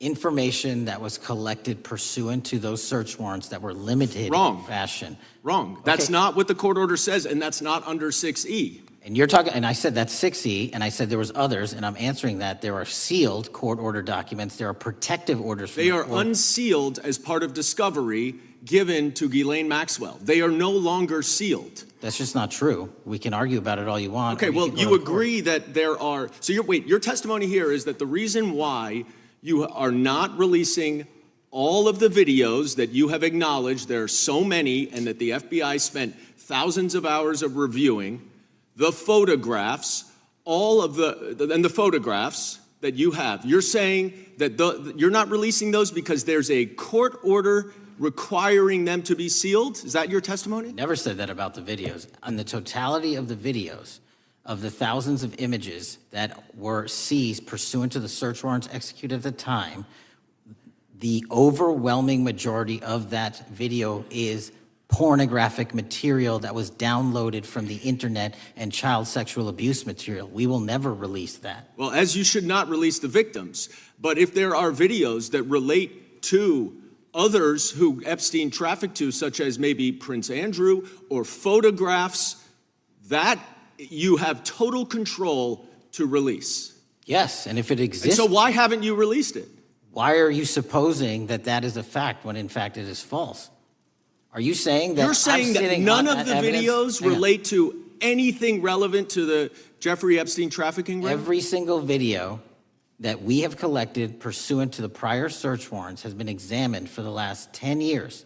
And every single video has been utilized for whatever prosecutions were able to be legally brought. I'm not asking about prosecutions. I'm asking about why you aren't releasing the full Epstein files, including the names of people who were involved in the sex ring that you promised to do before you became FBI director. I just told you, I'm not going to release downloaded porn of I'm not children on the asking about internet. that. Fine. I'm asking about all the other files. What other videos? Tell me. Tell me. That's what I'm asking. Tell me. You're saying there are no videos that would be relevant to anyone else involved in the Jeffrey Epstein sex ring. Pursuant to Mr. Acosta's collection of information based on the search warrants. That's all we have in our I possession. understand. And I'm asking you, that stuff. That's all we got. I'm not asking all you got. I'm asking you, in that stuff, there's nothing that's related to any other sex traffic, any other people engaged with Epstein in underage sex. That's correct. To my knowledge, no. Okay. Let's talk about the witness interviews. 302s of witness interviews. Those are not subject to the court order. Those are not subject to any fictional sealed order for a search warrant. Why aren't you releasing those with the redacted names of the victims? We are releasing as much as legally allowed. That's why we went back to the How is that not legally allowed? Sir, do you know how court orders work? Do you know how protective orders Actually, work? Do you know how Mr. sealing Patel, orders I was work? a real prosecutor for 10 years. I know exactly how so I was a court fake one? orders. And I want to understand what the court order prevents you from releasing witness statements that the FBI took. You should know that as a real prosecutor, when the court hand downs a protective order and a motion to seal, the material is sealed unless So that your judge testimony waives here it. is that all of those witness statements are under a court order, a protective order. We are providing everything we can legally provide. No, that's not my Congress has question. sent us a My subpoena. question is, why are those witness statements that are not grand jury testimony, that if they were under a protective order are no longer under a protective order, why are they not being released? How are they not under a protective Why order? are you not going to the court like you did for the grand jury testimony to unseal those records? The DOJ did go to the court. No, not on those records. Why aren't you going? gentleman. You just went on grand jury. Time of the gentleman has expired. You are hiding the Epstein files, Time Mr. of the Patel. gentleman has expired. You are part of the cover-up. Can I respond? Sure can. Any allegations that I'm a part of a cover-up to protect child sexual trafficking and victims of human trafficking and sexual crimes is patently and categorically false in the work of my So I hope you will talk to them when they have requested to speak with you. Because the victims have requested and you are not responding to them. Director, yes or no, is the FBI still spying on parents at school board meetings? No, sir. Is the FBI still targeting Catholics? No, sir. Is the FBI still spying on President Trump? I don't believe so. Is the FBI still censoring Americans? No, sir. Is the FBI still targeting Americans for shopping at Cabela's or purchasing Bibles? Nobody is targeted for their faith. Is the FBI still targeting Americans who are pro-life? Nobody is targeting anyone for their beliefs. Is the FBI still cooking the books on crime data? The crime data is real. Is the FBI still purging agents for conservative viewpoints? No one at the FBI has asked their viewpoints on politics. Is the FBI still labeling the Betsy Ross flag, the flag of the American Revolution, a hate symbol? No. Well, maybe that's why you've been able to, what was the number? 23,000 bad guys you've arrested, a huge increase from the same time period in the previous administration. I think you said 1,400 predators, 4,000 children rescued. Were those the facts? 4,700, 35% increase on children rescued. Yeah. And you got the guy that, Abbey Gate? We got the Abbey Gate guy. We had a guy from the 4th District of Ohio who lost his life there serving our country. We appreciate that. Maybe when you're not focused on politics, you can actually do what the FBI is supposed to do. Go get the bad guys, right? That's what the men and women of the FBI do. Director, did John Brennan lie to Congress? Let me just read a couple things, actually, before you answer that. 2 years ago, we had Mr. Brennan in for an interview, And I asked him, how'd you learn about the dossier in December of 2016? Mr. Brennan replied, I received a copy of it from the FBI, and the CIA was very much opposed to having any reference or inclusion of the Steele dossier in the intelligence community assessment. That's what John Brennan told the United States Congress. 7 weeks ago, the Director of National Intelligence told us this: John Brennan lied and denied using the dossier in the intelligence community assessment because he knew it was discredited. CIA officer told the House Intelligence Committee Brennan refused to remove it, and when confronted with the dossier's main flaws, he responded, yes, but doesn't it ring true? John Brennan lied to us? Mr. Chairman, I won't stylize the evidence. What I will say is that the intelligence community assessment, those that created it and any individual involved with it, is an ongoing investigation. There's an investigation into what took place in December and January of December 2016, January 2017, when this whole thing started, this grand conspiracy. That is being investigated, is that right? That has been publicly announced by the department. That's been announced by the department. Did Chris Wray hide documents from this committee? You would know better than me, sir. Well, I think you told us like 700 pieces of information you've given this committee since you've been the director relative to just one incident, the Catholic memorandum from the Richmond field office. I can give you the comparison, sir. Yeah, the Catholic memo, I believe we turned over 750 documents. In Mr. Ray's tenure, I believe they turned over 19 pages. 19 pages. You've given us 700. Why would Chris Wray hide information from this committee? You'd Want have to to hazard a guess? I'm sorry? Hazard a guess why he would do that? I don't know, sir. I think maybe it was because FBI was spying on a priest, trying to get him to break the priest penitent confidence that exists. You think maybe that was the reason? You'd have to ask him, sir. Yeah, we'd love to do that. I want to read a few names here. Arctic Haze, Tropic Vortex, Riding Hood, Foggy Falls, Echoes Fate, Sirens Lure, Genetic Christmas. What are these code names about, Director? You know? Not off the top of my head. Well, Arctic Haze, Tropic Vortex. My understanding, these are code names for leak investigations of classified information from the year 2017. Does that ring a bell? In terms of leak investigations, many of those are classified and many of those are ongoing, Mr. Chairman. But we are working with you to produce documents as we close those investigations or as we declassify them. Let me ask you this question, because this is something I've wondered about, the way the FBI used to work. This whole thing so many of these things unfolded. Seems to me you had all these people in government leaking information that then gets reported in the press, and there's a story written about it, and then that article is then used to further the investigation and move forward with what they want to do. Did that take place back in 16 and 17? That's the exact scenario that took place in the FISA application for Carter Page and the rest of the Trump campaign. And that is frightening, because that's what the CIA is supposed to do in foreign countries. It's not supposed to happen to Americans, but it did, didn't it, Director? Yes. And not just any Americans, it happened with the President of the United States. Is that accurate? Yes, sir. Yeah, and you were the key guy in helping expose that. And I think our country will be forever grateful for what you did to let the country know that was going on involving Americans, which is not supposed to happen, and not just, again, any American, but the President of the United States. Chair now recognizes the gentlelady from California. Thank you, Mr. Chairman. I'm concerned by reports that FBI agents have been diverted from their important work on crime and anti-terrorism to work on matters that are not critical to our safety. I'd like to play the video, the whole video Jeffrey clip. Epstein's Black Book? Black Book. FBI. But who? That is, I mean, there's... Oh, that's under direct control of the director of the FBI. No, but the Black Book, it's not just sitting, I mean, that's Hoover power times 10. And to me, that's a thing I think President Trump should run on. On day one, roll out the Black Book.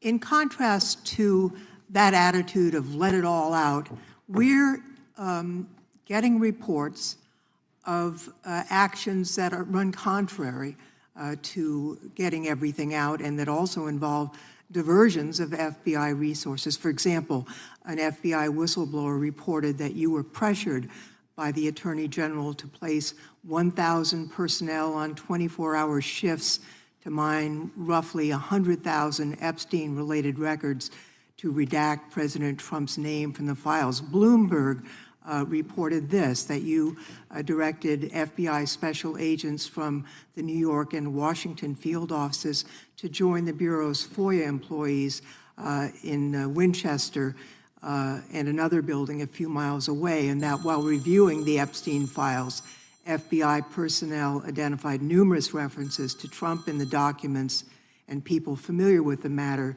said that Trump's name, along with other high-profile individuals, was blacked out. Now, the New York Times reports, and this is a quote, Justice Department officials diverted hundreds of FBI employees and federal prosecutors from their regular duties to go through the documents at least 4 times, including once to flag any references to Mr. Trump and other prominent figures. Details of the review were based on accounts by 3 former FBI and Justice Department officials who spoke on condition of anonymity because of fears of retaliation, and further that the FBI finished, after they finished its review of the files and materials, was sent to a team of Justice Department lawyers who double-checked the FBI's redactions and, quote, were instructed to flag any mentions of Mr. Trump and other celebrities. Now, I have 3 questions for you, Mr. Patel, about this. First, how many times did President Trump's name appear in the Epstein files? Was it more than 100, more than 1,000? Were the agents who were pulled from their duties to redact the president's name from the Epstein files working on criminal cases or national security cases or child sex trafficking cases? And are the number of agents that have been reported diverted for these purposes, is that accurate?